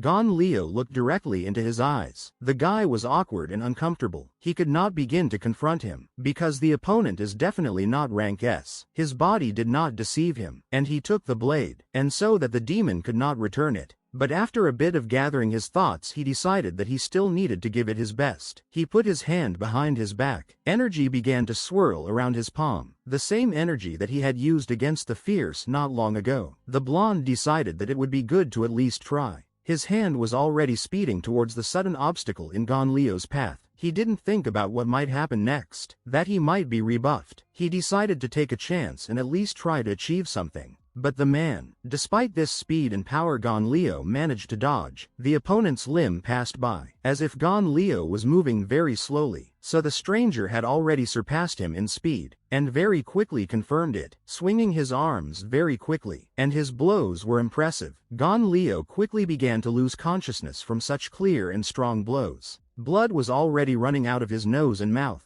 Gon Leo was shocked at how powerful his opponent was. Even among humans he had not met such strong opponents for him, especially considering his strength and the level to which he had advanced. Before he knew it, his opponent's foot slammed into the demon's cheek. The pain was instantaneous, sharp at first, and then it spread across his face. He squinted his eyes, trying to endure the pain that was now there. Gon Leo slid backward, holding his hand to the ground to keep himself on his feet, glad to be out of the clutches of the man who had done nothing but abuse him. Now the guy was really angry. He couldn't understand who this man was. Maybe he was an elf, but it didn't matter so much. His eyes were glowing with rage. He was like a pissed-off bull who was ready to tear up his target immediately, even though it wasn't certain that it would work. Gon Leo jumped out of his seat and rushed towards his opponent with lightning speed. It didn't occur to him that it would be better to retreat. His motivation was to at least take back the sword that was illegally taken away from him. But the enemy stood still. He didn't care about the danger that was moving towards him so fast. He didn't even consider him a danger. He only looked at him through his glasses, and now he realized that it was a demon of S rank. He was dangerous only to his own kind, but for him he was no danger. But the fact that he was far from weak spoke volumes. At that moment the sun was already low and was giving off a nice yellowish light on everything around them. But it was still a long way to dark. There was plenty of time to fight. Soon enough time had passed for the hot star to sink closer to the horizon, and the two were still in the same place. Soon the pleasant pink color of the sky would disappear and the dark starry sky would rule over the land. Gon Leo was trying to catch his breath, while his opponent was also unwavering and did not show any sign of being tired. So it was clear who was exerting himself more and taking more damage. Gon Leo kept thinking about the speed, strength and characteristics of both his and his opponent. They fought for half a day and the enemy didn't show the slightest weakness. It had been a long time and his stamina was still so high. And while the guy was thinking about what to think of how to defeat him in one blow, the hand of a strange man was already heading in his direction, and very fast, and the blow will not be easy. It is already clear by how much clenched fist and what is the speed of the movement of the hand. At the same time Gon Leo was hit in the face, and went into free flight. The pain for all this time has become so habitual that he no longer reacted to it. Now it became clear that it will be very difficult to win. And after that he was kicked in the ribs. His opponent didn't stop for a second in his battle, but it was hard for him to realize that this guy couldn't give up and certainly wasn't taking much damage. He kept throwing back and beating him, thinking that they had been fighting for a long time, and this demon couldn't do anything. He even thought it was good. At some point he even thought that he might start to see him as nothing more than a common brat.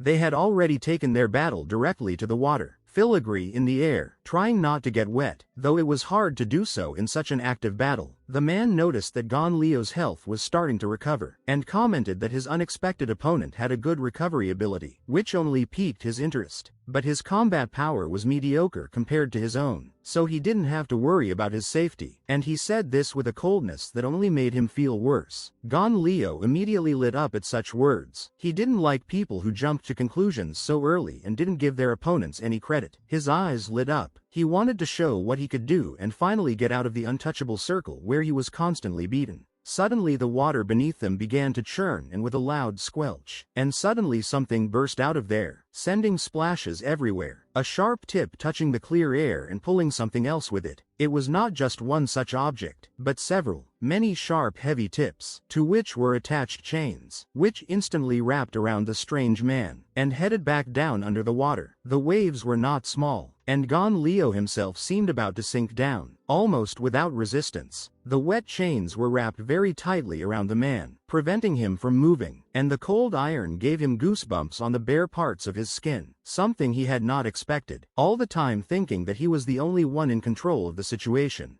Gon Leo looked at him with a wicked smirk, saying that the sea was under his control, so it was a mistake to go this way. He had his own surprises and tricks to finally stop this. Thanks to this man, he finally built golems that used up almost all of his energy. That's why he didn't defend himself normally when the enemy started pounding him. They were bloody ice puppets. They tightened the chains that the man was already in. They didn't give any slack. They only tightened them more and more each time, thus making it more painful. The summoned golems were hiding under the surface of the sea, waiting for a chance to finally attack, and it looked impressive indeed. The enemy was now a prisoner, hanging from the many meters of iron chains that hung in the air. Gon Leo flew closer to the face of his new adversary, and with a threat and a warning said that now every ice golem has his S-rank power. The man is chained with S-rank chains. The way to escape is cut off, and then asked him if he had any other tricks. And then the gray-haired man, without raising his eyes, mumbled that he didn't expect the blond man to adopt deception tactics, pretending to be weak to lure him into the sea, and then use all his strength to counterattack and kill him. Silence hung. The man had already resigned himself to the fact that he was about to be finished off. He was willing to die honorably, though not that it was a very important battle, but his hands shackled and attached to his body. There was nothing he could do. But Gon Leo passed by, and said that he had not originally intended to antagonize this man. He was the one who started it first and had to do something to at least just leave here in a normal state. The guy headed towards his sword and said he was just looking for something. He had no reason to pick a fight or anything like that. He just wanted to take what he needed and leave without any animosity. The ground was already far away from the shackled prisoner, but with the various devices that allow you to fly up, it's not a big problem or concern at all.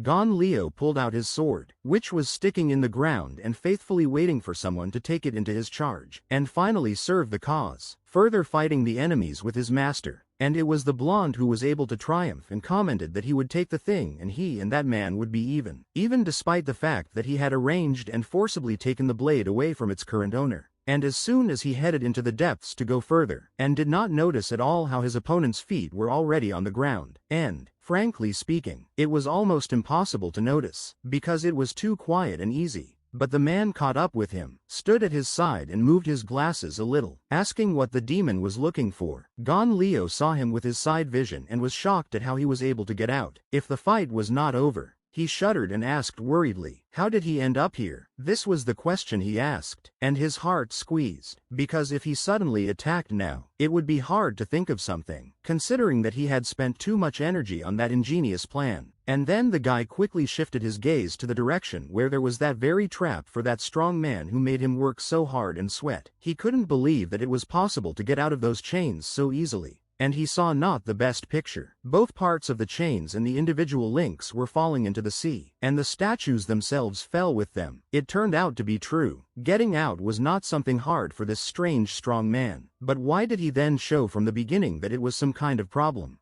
Gon Leo froze like a stoned man. All the things he had spent so much energy on, giving in, letting him be beaten, although his wounds were healing. But the pain was real. Now falling straight into the depths of the sea didn't even help to hold back his opponent for 10 minutes. He kept thinking about the fact that in the blink of an eye, his opponent had destroyed all the S-rank ice golems. He was directly hurt at the thought of not being able to restrain this man, while the man stood there as if nothing had happened and didn't even look back in that direction. Even now, this old man was not showing his true thought. What was he hiding? And suddenly the man milled about, saying that the first round was over, and if they were of the same level and age, he would be no match for Gon Leo. And suddenly he pulled something from the ground. It was heavy. He had to try his best to pull it from the ground by the ropes. Something much more dangerous from before seemed to be brewing, but he was able to hold it in his hands with no problem. It was a huge black jug, and the gray-haired man began to announce that round 2 was starting, and he hoped this one would be in his favor. And then he brought a bowl of water to Gon Leo, so that it spilled all over him. The guy was surprised. He didn't expect that. He thought, why the hell is he doing this? And what can it mean at all?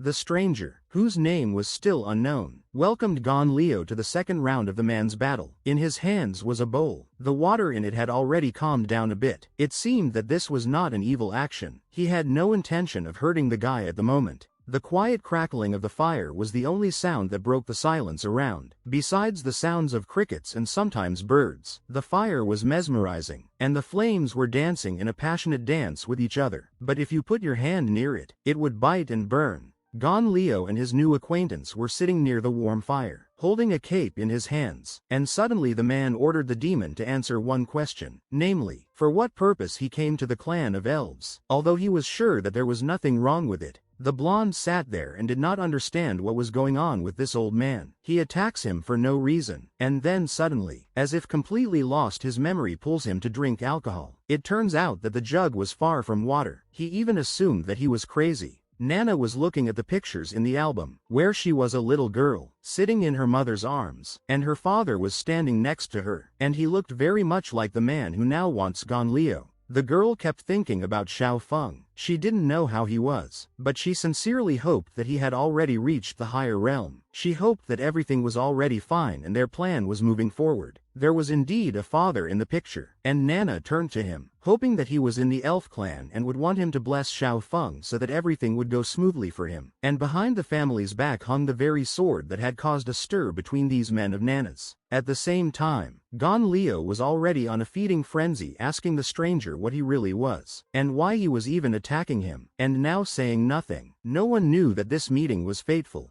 The old man replied that he was just an ordinary old man of the elf race, who wanted to do his best to protect her while he lived. They gazed into the starry sky, and tried to see what they wanted to see. That was only the beginning of that tragic and heroic song, and the man decided to tell that not so long ago at night he had a dream that does not give him peace. He dreamed that he was standing in front of a mountain of corpses of the elven race, and he was ready to destroy the entire race, and in his hands he had the same sword that Gon Leo had now, and most of the signs were the same. But in the end he realized everything when the demon turned to face him in the dream and the light illuminated his face. And now, when he met Gon Leo, he realized that the demon from the dream was the guy sitting next to him. And after these words, the demon's face changed. He was so surprised that he made a ridiculous face. He once again asked about what this man had dreamed, if he really burned the whole race. He asked if it was a joke. He did not come here for that. But the old man did not fall for these words, saying only that his prophetic dreams always come true. They never fail. So he believes his subconscious more than the words of a complete stranger demon. Which was the dream? Then Gon Leo replied that if everything is as his interlocutor says, then it turns out that he will not be able to kill him, to which he received a clear, but more rhetorical answer that you cannot change the predetermined future. He said, as a man who has lived in the world for a long time, and then added a question about why the demon did not kill him immediately. He said that they always come true. It is an unchangeable fact. With each word Gon Leo became more and more surprised. Why he believes in his dreams, and if they are so true, then why the guy had no such thoughts. And then the man said that he could only change the mood of the guy sitting in front of him, but not the future itself. It sounded rather presumptuous. The guy noticed it and said that the man was quite optimistic.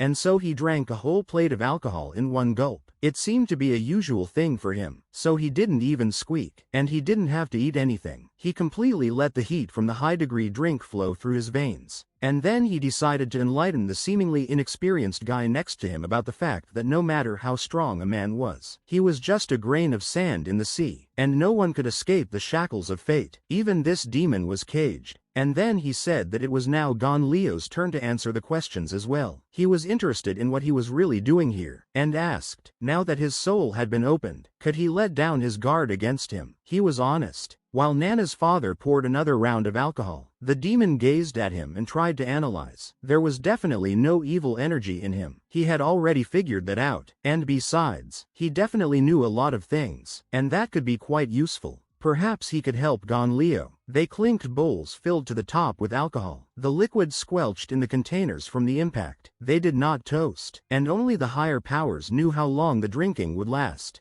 Gon Leo decided to be sincere and tell his purpose for being here to find the soul-summoning herb. In a state of mind slightly clouded by alcohol, he could tell many more things. Soon enough the alcohol jug was emptied, but the fire was still burning, lighting up the foliage of the bushes and trees around them, so they had consumed such volumes very quickly, and should have been quite tongue-tied by now. They leaned on a big rock, relaxing, and the old man said that the herb of soul summoning was not so hard to find. There was a lot of it within the elven race, so he advised the boy to follow the mining team, and then he would definitely find what he was looking for. But the problem was who Gon Leo was. His demonic race would spoil everything and he would be killed. They don't tolerate foreigners, even if they are of a questionable race. His hands began to glow a strange green light around his wrist, and he said that the division between the races is becoming more and more serious, and in the eyes of most elves other races are destroyers, hence this protective barrier. He brought his hand right up to Gon Leo's face, saying that this effect would last for a while, but thanks to it, he would be able to blend in with all of them. It was a gesture of goodwill. The demon was very surprised at what this man who had recently tried to destroy him was doing. And then quite suddenly on the top of Gon Leo's head appeared sharp fluffy ears in the color of his hair, and on his face stripes like a tiger. Being quite shocked, the demon wanted to clarify something. Did not this old man said that other races in the eyes of the elves are destroyers? From this a new question is formed. Why then the man is helping him so much? And suddenly the man said again rather coldly, it is not actually Gon Leo who is helping him. He sees no point in it. He is doing it for the sake of the elf race. That is the only thing he cares about lately. But for this help he puts forward one very important condition, namely, that if one day everything happens again, and that dream is still a dream, that demon who was behind all those corpses and who turned out to be Gon Leo, he must fight on the side of the elves in no other way. And then the man used an allegory that he had just helped him. That is, he gave him a drop of water, but in return he demanded the return of the whole source. Gon Leo realized that this is a very entrepreneurial man, a good bargainer, and said that the old man still knows how to invest. But there was no way out, since the one who had helped him so much wanted something. It was worth doing his part, and whatever the terms were, the blonde said he promised to keep them, and once he got the soul-summoning herb, he would be in great debt to the race of elves, so it was an acceptable price for him. His head rattled as if 100 hammers were pounding inside it. The amount of alcohol he had drunk the day before was not just making itself felt. Every breath seemed too loud, every rustle irritating. Trying to open his eyes was a real ordeal. The strong morning light was trying to break through his closed eyelashes, penetrating his consciousness with burning flashes. Everything was very blurry. It was impossible to understand what was going on at all. But when his eyelids opened enough, the picture became clearer. Gon Leo first saw 2 birds landing on the iron beams, as if from a construction crane. But the question of what this place is still did not go away. His head began to subside. The throbbing in it became weaker. He slowly regained consciousness and his eyes slowly opened. He was very thirsty, as if he had spent several days in the desert. He had to get up, but his body was aching and he didn't want to do that at all. But the thought in his head that he had to find something motivated him to pull himself together. He sat up, rubbing the back of his head. It was a secret to him how much he had drunk. He was trying to overcome a migraine and dry mouth, and he wondered where he was. As it turned out, he was on the railroad, right in a car with something black like coal. He was sitting on a sheet, and not far from him some kid was lying on the bed. It looked like he was sleeping. The blonde didn't immediately notice that they were on the move. Gon Leo already thought that he had failed, and the big problem was that he didn't remember anything. Looking around, he realized that it was a mining cart. That already helped in his mini-investigation. But there was another question. How did the undercover demon get here in the first place? Wheels clattered on the iron parts. The sounds of the railroad were very loud, but there was a special romance in the bottom. Only to enjoy it was no time at all. So the guy hurried to still remember something. Suddenly he heard a voice he turned to. A man was announcing, calling attention, saying that they were almost there, and everyone who was going somewhere now should be ready to get off. It was Lun Hai. He belonged to the Sea Elf race, the butler of the Guang family. He had a C rank. He ordered Gon Leo to quickly get out and get to work, not being lazy, showing that the butler was above them. The first thing the man did was to tap the one who was still sleeping with his cane to wake him up, for his first words were like flying in one ear and out the other. And then he began to shout at the newcomer that he should not be lazy and move his legs better. He attracted even more attention to him. He didn't know how he had gotten here, but since it was like this, he had to help. So he just answered that he obeyed and was on his way. He took a pickaxe, put on a helmet to fit himself, and followed everyone. They were greeted by a strange huge building that was made up of a lot of concrete beams, and where they didn't fit together tightly there was a strange space, as if they could immediately go into space. They came closer. Now you could see in detail all the haze, the little dots that were stars. The butler turned straight to the newcomer and ordered him to get ready so that nothing bad would happen and he wouldn't get scared. Gon Leo had a strange feeling. He was like a little leaf, flying wherever the wind blew, and he didn't really like it. But now he was looking at this gate and assumed that it must be a mining team. The spatial portal in front is the door to the demon lair. This demon lair, a D rank space, the same as the entrance to the human space. Once you enter, you will enter another world. It is said that the current demons originally came from that world. The source of all magic power is also there. Finally they entered. Those who were already here behaved calmly, and Gon Leo was not worried. Only the guy who went last was afraid of everything around him. In his past life, Gon Leo often went to such demon lairs to kill monsters and increase the level. The rank B East Elves, Guan Mo and Guan Ji, were walking in front. They ordered the princess who was behind their backs to stay behind, in order to avoid danger and not to expose herself to the first blow. But suddenly she threw off her cloak, and began to shout with a pretentiousness that she was not at all satisfied that her father was following her as it was. In her voice one could hear that she had wanted freedom for a long time. When the cloth was completely thrown off, the blonde hair and long dark ears were revealed. It was an oriental elf, the princess, Pa Tun. She immediately began to say that she had barely managed to slip out, but she was still being controlled. Now she was a C rank mage, but these creatures were D rank and below. The girl could take them out alone. The butler immediately intervened in the conversation and said that this was just a D-rank demon lair and there shouldn't be any danger here, thus trying to butter up the princess and give her some sense of freedom. The man turned to the workers and softly ordered the two of them to walk behind him and stay away from the princess. Gon Leo calmly listened to him, but the other boy had the same surprised look. The butler explained that if they upset the princess, they would be ruined, so it was better to listen to the advice than to disregard it.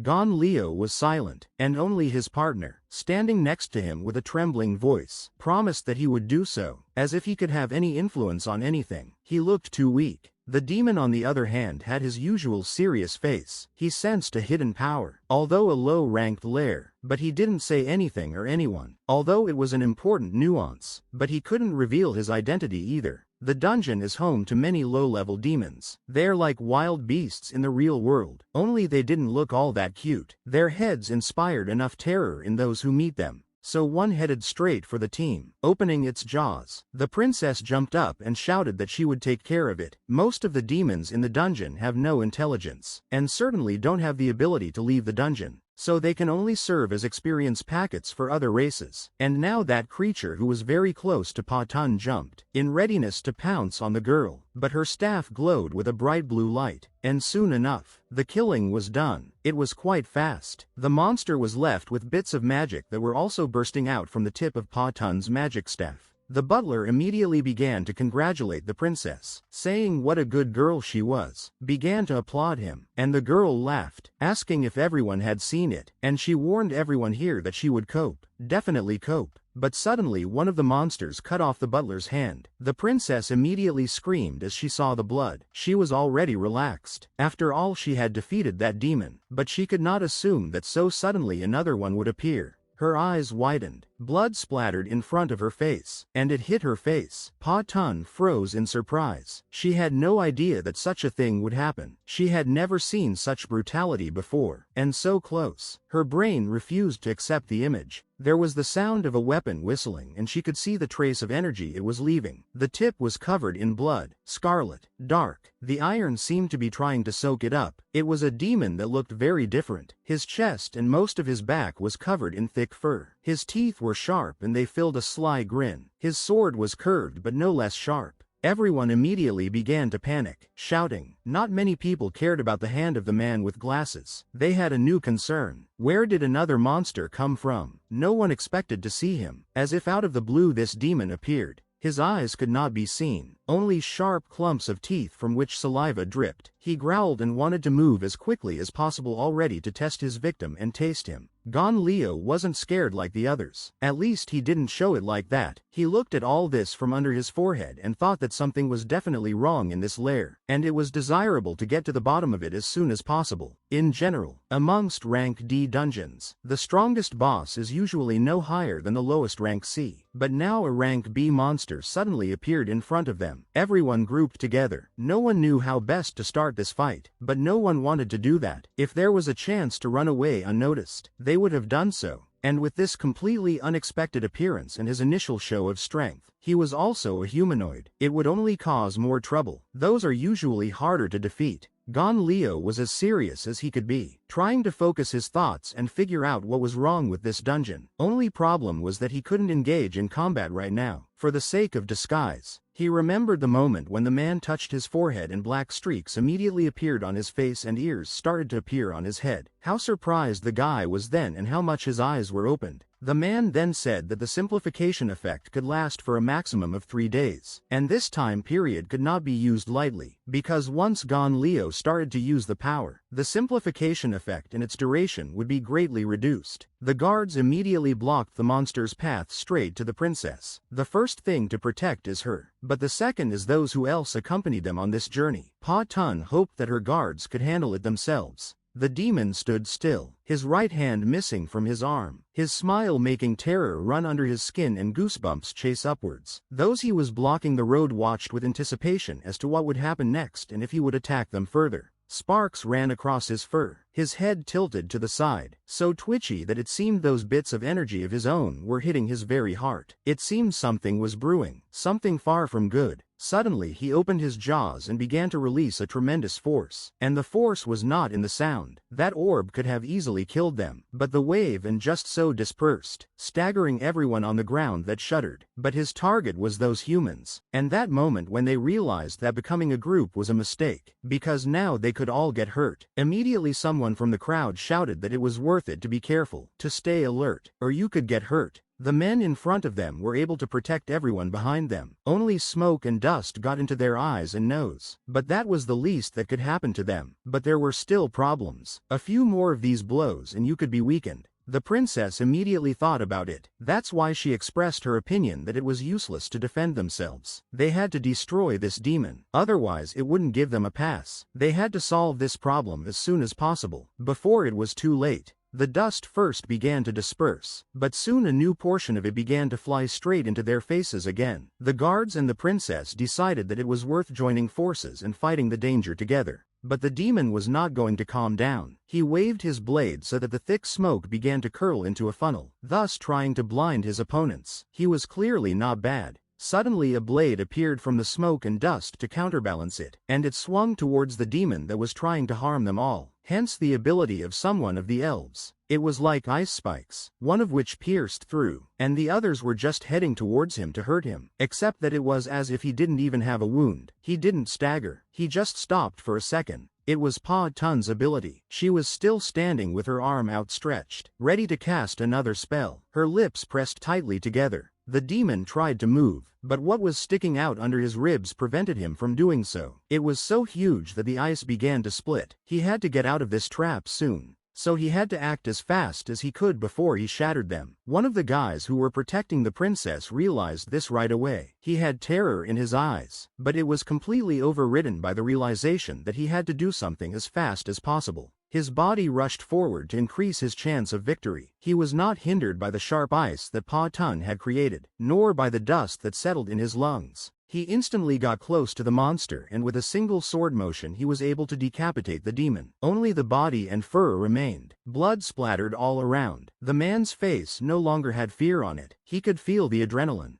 The toothy head fell to the floor. All the elves who were here watched this, frozen, hoping that it was over, and they couldn't even believe that it had happened. Finally they could continue their journey. The guy who had decapitated the demon admitted that it was the first time he had faced a B-rank boss, but he was quite successful in dealing with it. He only got off with a slight scare, unlike the butler whose limb was injured. The princess turned to her uncle. She was very frightened about his hand and asked him what was wrong with it, but he smilingly said that there was nothing to worry about. The bleeding had already stopped, so it was no big deal. But unfortunately it was impossible to get it back. He was very happy that their princess had already grown up and could fight like a real warrior. It was a very big achievement. He felt really proud of this child that he had known since she was very young. The protector opined that the final boss had appeared too early, but it was good that they had dealt with it and had not suffered the loss of at least the lives of those gathered here. It was now gentle to move on. Gon Leo remained as serious as ever. He was still troubled by what was happening in this dungeon. He was well aware that it was not the boss, and he then had a question as to what a boss was by the standards of this place. He realized that it was just a small bastard, and then something started to come out of the shadows. Feet were the first to come out, and they were so heavy that the ground shook from their footsteps. It was hard not to pay attention to it. The whole crowd looked in that direction. There was not just one demon, there were several. In a moment everyone who entered here was seized with horror. They froze. Their heart went to their heels. Their fight was not over yet, so they had to regain their strength and quickly get away from the shock. 4 creepy demons of unbelievable size and so ugly began to scream, and all approached their victims. Now it is unclear how to cope with them. All of them showed their sharp teeth, which wanted to sink into the flesh of the elves. The guards were very tense and angry. They didn't understand what was the matter, where 4 more of them came from, but there was no time to understand. They had to come to their senses and figure out how to deal with such a huge problem. The guy who was the most afraid started to panic as usual, saying that everything was gone. Now they were definitely dead. He was not purposely worsening the spirit of his team, and only Gon Leo was silent and tried to hide in his silence. He should not show his strength. The princess was tense. Her ears drooped. She apologized to everyone, thinking it was her fault. So she took responsibility and promised that she would cover up, and everyone else should retreat. Her uncle tried to change Pa Tun's mind, to convey to her that it was not her fault. They had come here to mine ore, and it was he who underestimated the demons. They grouped up again and began to think about what tactics they would use, especially considering the fact that just now one of the guards had killed one of them. He had already done his best. All the techniques of one guy had been exhausted, and now 4 of them had come out at once.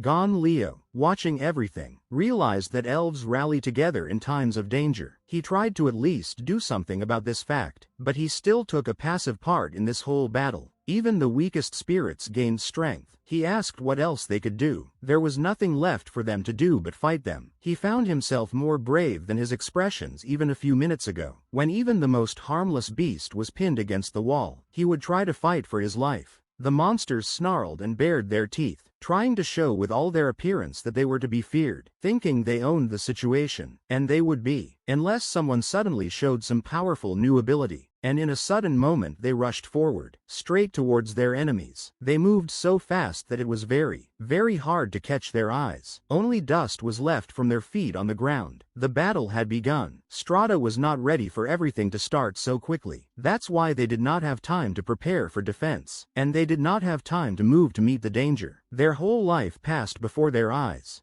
The blows of the enemies were very fast and clear. Their sharp weapons began to cut through everything from armor to flesh, releasing red blood. Ordinary elves. The first 2 blows went to the chest and stomach of one elf. He jerked his chin up, clenched his teeth, The pain was sharp, going through the armor, splitting it. He was unable to lean. Next came the second elf. He was thrown back. His armor was also damaged. He began to faint from the pain, no matter how hard he tried to resist it. As the world faded to black, everything was gone. He wished he could do something about it. As the blood gushed from them, the monsters did not stop, already moving towards the other elves, holding sharp swords in their hands. They moved quickly, like shadows fleeing from the night to remain visible. Their wish was not completely fulfilled. There were still others alive. And so it jumped up. The princess and the butler couldn't keep track of everyone at once. But one thing was certain. The princess must be protected and she must stay alive. But right now the situation was too tense and uncontrollable. Uncle shouted to Pa Tong to be careful. They just looked up with their eyes bulging. They couldn't even bounce away. That's why they were standing like statues. Time had slowed down so much for them. It was as if they could see their deaths approaching. The clawed paw blocked half of his face and pushed him aside. It was unexpected and painful. He immediately fell to the ground from the pressure. The demon already had 2 of his feet on the head of the princess and his relative, pushing their faces into the floor. After this their faces would be disfigured for sure. There was so much pain in their noses that after a few seconds they could not feel it. The battle was almost over. 2 of the guards were lying on the floor, not moving. There were only 2 workers who stood with pickaxes and did not know what to do in such a situation. Gon Leo did not want to show his strength, because it would cause questions. And the second had nothing but spirit, and 1 pickaxe cannot fight them off. As soon as he saw the huge teeth, he immediately trembled like a leaf in a strong wind. He was already 6 counting the remaining minutes of his life, and the second worker stood behind him just as he had been before the danger and gave no sign. He was shocked that these elves couldn't even properly assess their powers. It was just unthinkable. That's what they suffered from. They should have gotten out as soon as they smelled danger. Now he was stumped as well.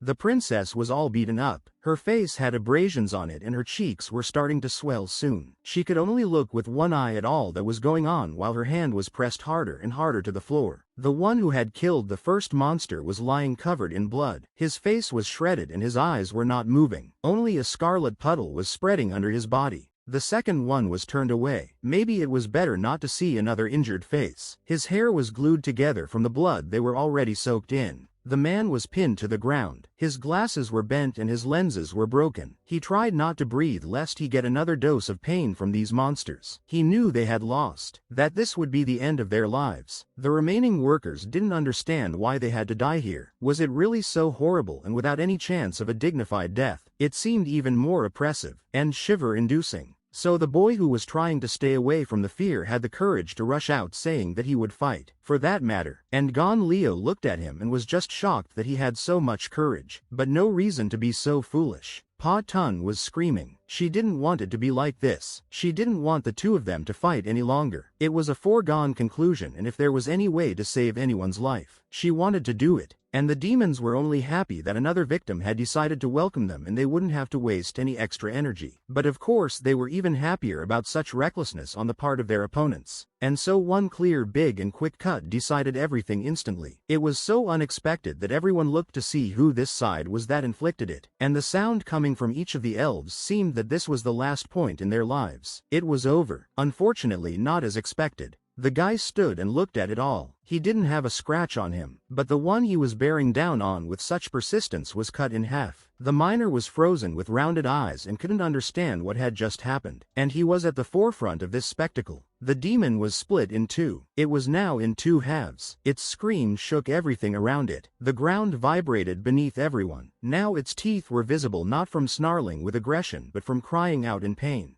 Everyone who was still able to raise their eyes from the guard to the princess were shocked at what they saw. They didn't know how and react to it. Hao was defeated by the one who had crippled them all, almost taking absolutely everyone's life. And their surprise was justified. In front of them stood an ice puppet that held a blade in its hands. It was the one that was able to solve the problem with at least 1 demon. The puppet was of rank A, and now everyone had one question. What is it and why did it appear here so suddenly? And then it rose up, but it didn't hide its katana, and no one understood what was wrong with it. How was it even possible? And if it was possible, why it didn't appear much earlier? They could really use it before they started beating everyone. The remaining demons were only more angry. They began to shout, and they would not have enough brains to escape from the coming threat. They would attack. There was no doubt about that, as long as they didn't beat up those who were barely breathing. It was the work of Gon Leo, but no one knew. Although the way he looked at his creature, he could tell who was behind it, and he only thought that, thankfully, it did not take much of the demon's strength. But how effectively the puppet worked, but how it would affect it further was unknown. But judging by how much power had been invested in its creation, it would not change much. The ability Bloody Ice Golem was activated. 10% of the blood supply was used to create it. Everyone stared at the ice creature that was in great shape, but it looked like a demon. However, it was a miracle that it had appeared at such a difficult moment in their battle when all hope had evaporated along with their strength. The miner couldn't move from his seat in surprise at what it was in front of him. His jaw dropped at the creature. He hoped it was their help and not a new problem. Pa Tun was finally able to stand up and immediately turned to the shocked guy. Was it his skill? Did he perform this summoning? Though from his concerned face he could tell it wasn't him who had a hand in it. And the guy himself didn't realize what had happened, so he truly believed that he had created this creature. That's how it seemed to him. So believing in his own strength, he proudly replied that he had, and gaining confidence pointed his finger straight at the next monster, ordering it to let the ice monster finish it off as soon as possible. He himself didn't know that it wasn't in his power to create this creature. But Gon Leo, this was just a lucky coincidence. He thought that things were going to turn out just super. If it wants to, let it be his power and he would just play along. He mentally passed the order to the demon to obey this guy, become his puppet. Now the blonde man wouldn't have to follow every order either. He wouldn't make a mistake that would expose him. Golem immediately began to fulfill the orders of his real master, namely to listen to the instructions of the temporary. So he brought his blade to the side and it shone brightly, in readiness to cut another monster. He was able to slay 2 of them with a single thrust, stabbing them repeatedly with his blade. The Vegas only screamed in pain. Their mouths opened wide, their tongues sticking out. They regretted their attack many times over. The guy who thought he was controlling this real killing machine did not cease to be amazed, as well as his fellow travelers. They could not believe that it happened in just a second. This is an incredible power. Not everyone can possess such a thing. The princess herself did not expect that there were such guys in their group, that they were capable of such a thing. Now she understood well that you can't judge people by their appearance. You can't measure the sea with a measuring cup, so she couldn't guess that the one who seemed to be the weakest could save them in such a difficult moment. Having accomplished its mission, the ice statue tucked the weapon back into its holster, the helmeted guy staring with the same disbelief at what he thought was his creature as it began to splinter into small ice flakes. Now he was getting cocky, still naively thinking that this was his call and he was the true chosen one. He never thought of himself that way, and here was an opportunity to finally boost his self-esteem. And then Pa Tun jumped up to him, saying that he had enough strength to join the assassination squad. This is a big promotion and advancement in the hierarchy, which the guy was surprised, but not upset in any way. The guards, who were already exhausted after such a terrible attack on them, managed to get to their feet and approached the guy who would now fight shoulder to shoulder with them, and said that in that case, the guy should get ready to gather resources. He would help one of them, and he would return the favor. And only Gon Leo stood behind like a shadow and remained unconcerned. He felt that things were not over yet, that there was an even more dangerous energy out there that would still provide them with trouble in the near future. And it was coming from the deepest place. Suddenly a bright purple energy began to swirl around all of them, which cut through the rocky ground beneath their feet and broke it into pieces. Immediately it began to shake like an earthquake. Nobody expected this. They started looking around trying to understand what it was. They didn't understand where this power was coming from and what they should do now. They cursed the moment when they relaxed again, and as a result they would face a new challenge in the form of danger. Stones began to fall from the ceiling, falling on the floor, until there was a small island where the whole group stood. It was hard for them to stand on their feet. At any moment, one of them could fall into the abyss, where other chips of gray stone, which had just been a complete floor. Pretty soon it was over, and they found themselves a little lower than they had been before, judging by the fact that the ceiling had receded. Pa Tun was horrified by what she saw. She didn't realize what was happening. Fear began to creep into her heart again, making it pound like an insane engine that wasn't going to stop, only pick up speed. They looked around. There was something resembling a wave on all sides, and only when they looked closer did they realize that it didn't look like her at all. It was something else, or rather someone else. It was something unimaginable. A whole bunch of monsters that moved towards them, surrounding them, narrowing the circle. All of them had no eyes, only sharp teeth, which in its mouth were more than they should be. Immediately the princess shouted out, asking why there were so many rank B monsters here. Everyone was shocked and frightened. They were once again frozen in place with their eyes bulging, and no one could guess how such a thing was even possible, and what to do now. With so many monsters, only Gon Leo stood behind without any show of nervousness, even though he felt inside that he might not be able to deal with such a darkness. He tried to analyze what was going on now. It looked like that enemy had brought them to the lair right away. Quite clever. But now he had to hope that he had enough strength to at least get out of here alive, let alone defeat them all. And from the looks of it, he's a star mage by specialization. Many monsters stood with their backs to him, and in front of them was a throne with the very one the demon under elf cover was now pondering about. A shiver ran through his body thinking about what would happen next. It was a creepy monster, with the same sharp teeth as the others, no eyes, and on his head were horns that looked more like a crown. He sat on a high-backed throne and with a malice and smirk said he had finally waited for the moment when the princess of the elf clan was in his hands. There couldn't have been a more adorable moment for him. Pa Tun was even more surprised. She couldn't have expected that this monster could talk. What could be said about him knowing her? And she wasn't at all happy about this sudden acquaintance considering the number of his caretakers that dwelled here. The ruler of these monsters put his hand right on the newly arrived victims, and feeling his power over them, with the most authoritative voice and look ordered them to kneel down immediately, and maybe then they would at least stay alive. He realized that now all circumstances were on his side, only he was the danger here.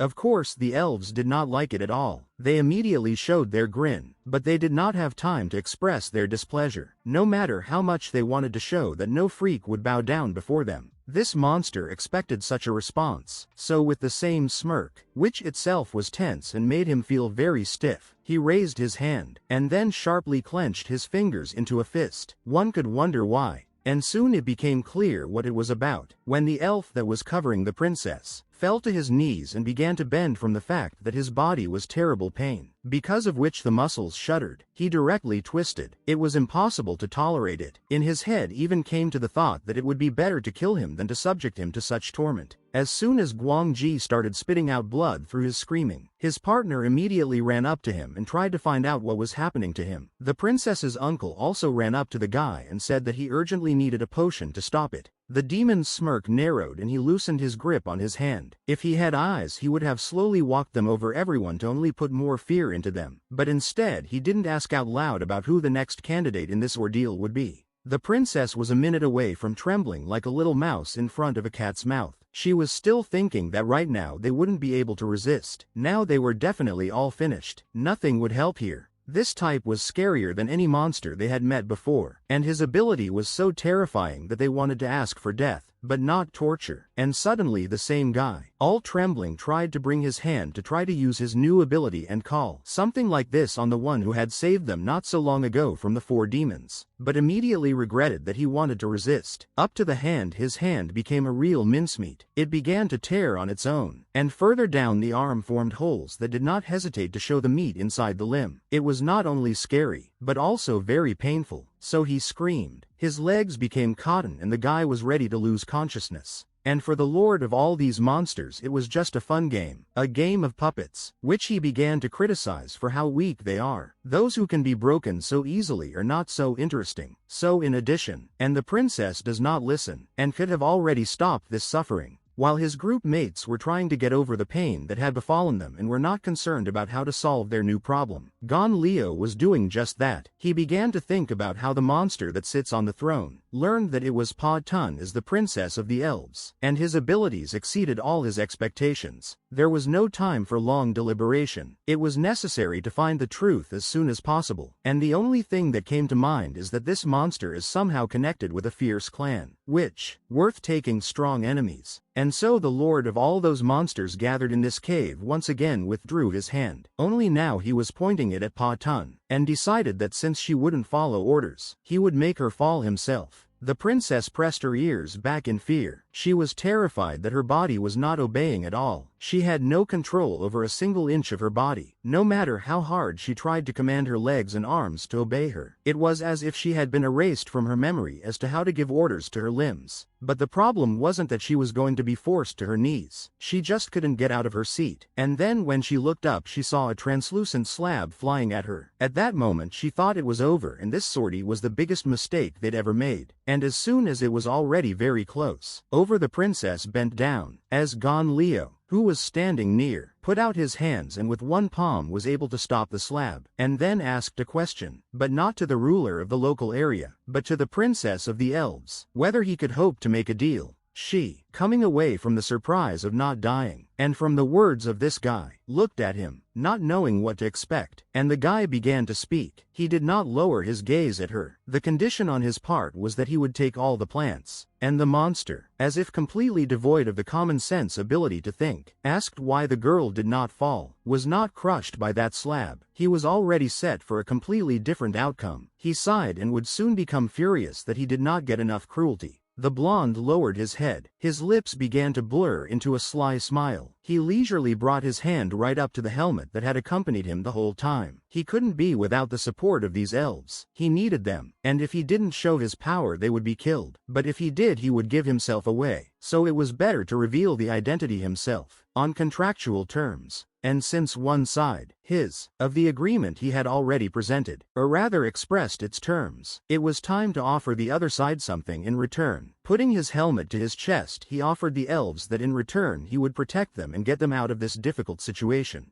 Gon Leo stepped forward, bringing all the others behind his back and without fear looking directly at the monster that sits on the throne. He challenged him with his eyes. He did not take his eyes off him. He realized that the battle would not be easy, but it was worth a try. It would be necessary to get out of here somehow anyway, so it was better to do it as soon as possible. Pa Tun looked at him, feeling the fear inside of her. Her teeth would soon start chattering from it. She asked the guy in horror to just run away. Don't try to stand up to this monster. Just because no one is his opponent, he will just finish them off. It's better for someone to run away. And before they use force on him, let him run away. And the Lord of all monsters seemed to realize that this bastard is not simple. If he sees all this, he challenged him. So he immediately pointed his finger at him and ordered to kill him immediately, because he began to talk too much, even though he was silent all this time. And while Gon Leo was being attacked by a huge crowd from all directions, he did not move, but only thought that using excessive force would shorten the cloaking time, and could lead to premature detection, so he should look for some other way to deal with them. The boy opened his eyes. A thought did enter his head: how not to show his true appearance before he should and prove that he could compete with the monster and his minions. Gon Leo gripped the hilt of his blade tightly to make an incredible strike that would resolve the attack almost immediately. He made a wide swing. A bright blue energy burst out from the sword, which spilled sharpness on all the enemies, and at the ends of the wave-colored dark red. It was the blood of the enemies that wanted to destroy the guy, but it would not be possible to do so with his strength. Pa Tun was shocked. Her mouth opened wide and her pupils narrowed in shock. She had never seen anything like this before. She took back what she had said about this guy being no match for them. It looked like this man was their new salvation. She now began to suspect who had summoned that ice puppet. Gon Leo held the sword in his hands tightly. His fingers even began to ache. Under his feet were the bodies of those who had dared to try to attempt on his life and thwart his goal. And their leader was still sitting on his throne, leaning on one arm, and somehow not emotionally surprised that this guy also had a blade. Even at some point mocked him. And in the same second it became clear why he was reacting like that. The monster with the crown on his head stuck his hand out in front, and with a wicked grin shouted that it would definitely not be enough to slay them all. The attempt was good, but the result, at least the desired one, he would definitely not get. The monster summoned 20 times gravity, and the boy who wanted to defeat them all so badly was going to meet with the same platform that flew at the elf princess. Only if it fell, it wouldn't leave a wet spot. But the boy wasn't going to react to it in any way. The slab really fell on the floor, which sold under itself so that there were only cracks, completely breaking it. But the guy was not a damn thing. He stood holding the blade in his hands, and so he stood. Nothing happened to him, but the dust after a second managed to rise such a dust that no one and did not notice that he stood.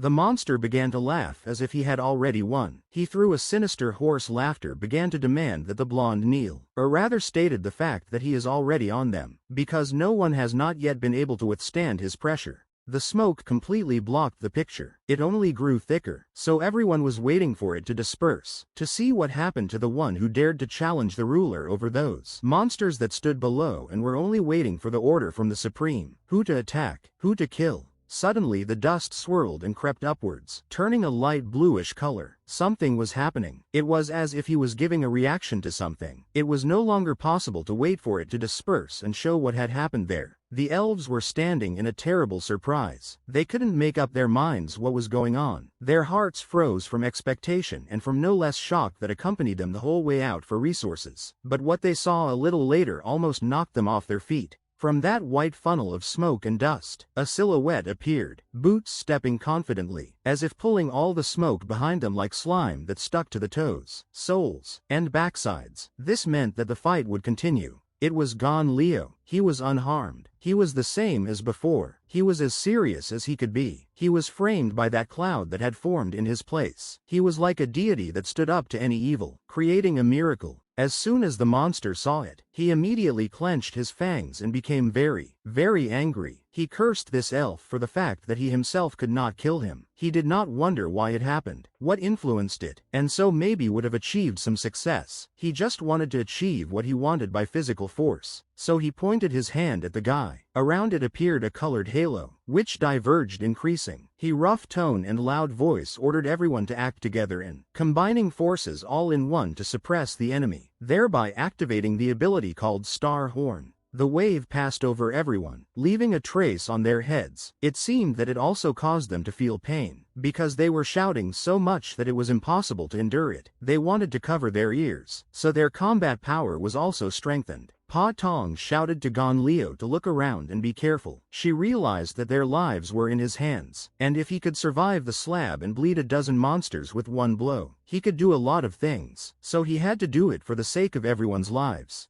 Gon Leo gripped the hilt of his sword tighter. He didn't attack first. He didn't move forward before they attacked him, but just the opposite. He waited for the monsters to rush at him with the anger that was raging inside, and then he would give them a response. And so it happened. The monsters were the first to attack the blonde man. The blonde looked at him with anger and defiance. He wanted to show with one look that he was to be feared and respected, that it was not worth it to keep fighting him. He was also trying to understand what was going on with that main demon, thinking about his abilities. From what he saw, it has the ability to change gravity, and the reason why D-rank monsters reach B rank is because they are enhanced by his magic. Gon Leo skillfully put up a block from all those ugly impersonations of demons that were trying to break through to him and kill him. The demon disguised as an elf was making a lot of blows with his blade, cutting the flesh of the enemies that tried to tear him apart. But in his head he was making a plan, no matter how you look at it, and all those abilities that he demonstrated are not suitable and do not pull the A rank. A mage who is in this rank does not possess them.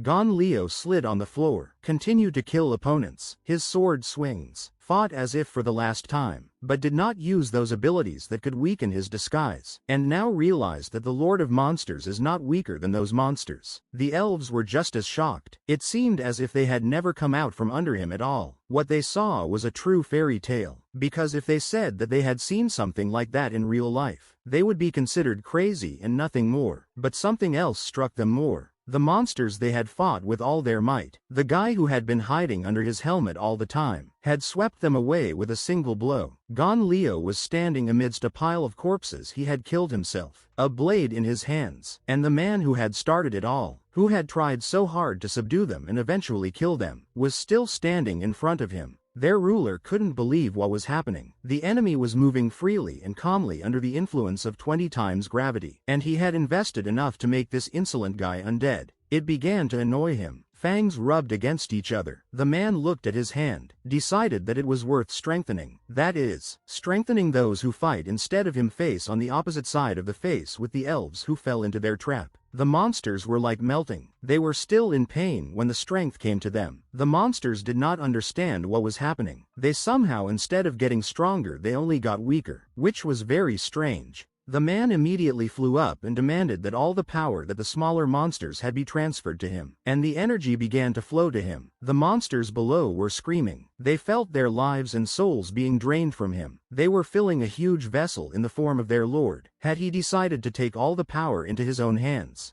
Gon Leo looked at him so carefully that it seemed like he could drill a hole in him. He was trying to anticipate what would happen next so that he could act accurately and do the best. Suddenly, a completely different monster was already standing in front of him. His strength, stamina and spirit had been increased and enhanced. He was wearing armor that seemed to be drowning in purple fire. He was now moving towards Gon Leo. It was time to shut down the circus that had already formed here. It had been too long. Suddenly something caught his eye. He looked at his enemy's feet and noticed what he had been looking for so long. Behind his feet a flower was bursting through the concrete, its petals glowing brightly with blue light. It immediately caused a prick in his heart. The blonde shuddered, seemingly at the sight of the enemy. But no, he just saw the summoning herb he needed. It turned out to be so easy and simple. He thought he would have to work very hard to at least see this plant. The only thing left was to figure out how to gather it. The monster's elemental power was increased. All the indicators were just creeping up. The man felt so strong that he was overjoyed that everything was now in his hands. All the power. He now felt that he was invincible and no one would be able to block his path.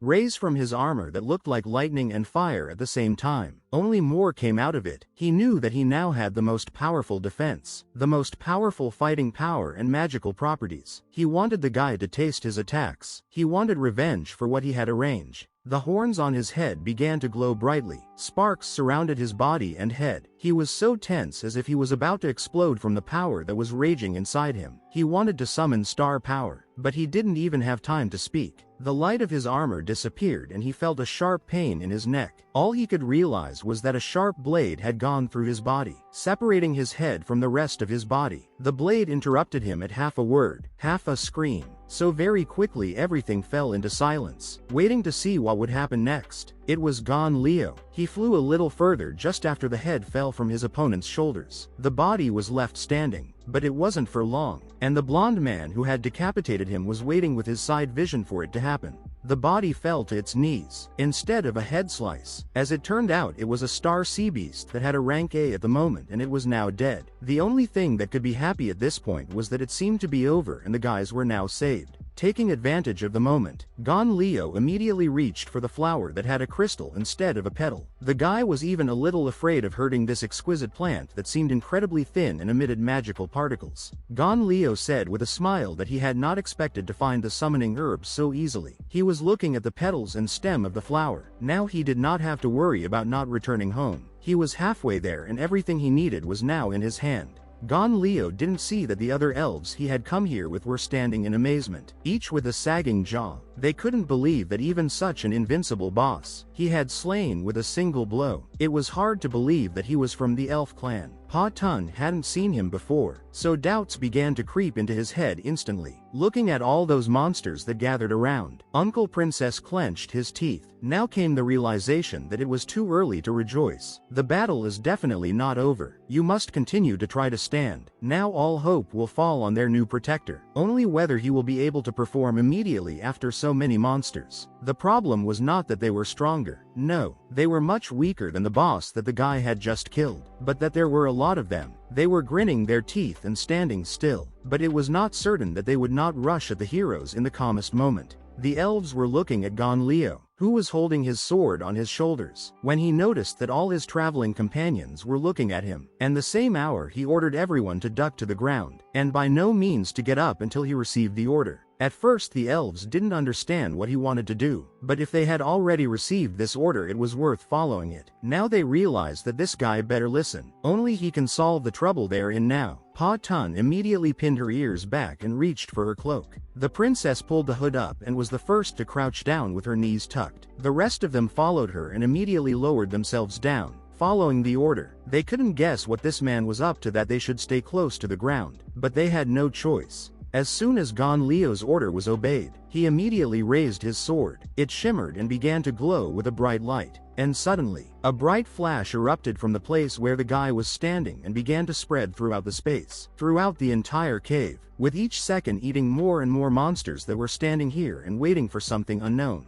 The elves were sitting on the floor, and as soon as they saw this ability, they immediately tried to huddle closer to the ground. The light began to cover them, but in the case of the elves, it did not touch them. But every monster that was hit by this bright light immediately began to smoke, as if burned instantly. If cold water was poured on the hot stones, it would have the same effect. Gon Leo's companions were now completely confused. They didn't think that it wouldn't be too much trouble for him to defeat this bunch of monsters. The princess was embarrassed, even a little scared that he was able to defeat an army of monsters with a single stroke of his blade, and that he could defeat them in a few seconds. The smoke was dispersing, and only Gon Leo stood in it like a real hero. With his sword at his side, he was a real mystery that the elves would not be able to solve yet. The boy looked at them with a smile, and Pa Tun had a reasonable question as to whether or not they had such a strong and powerful young man in their clan.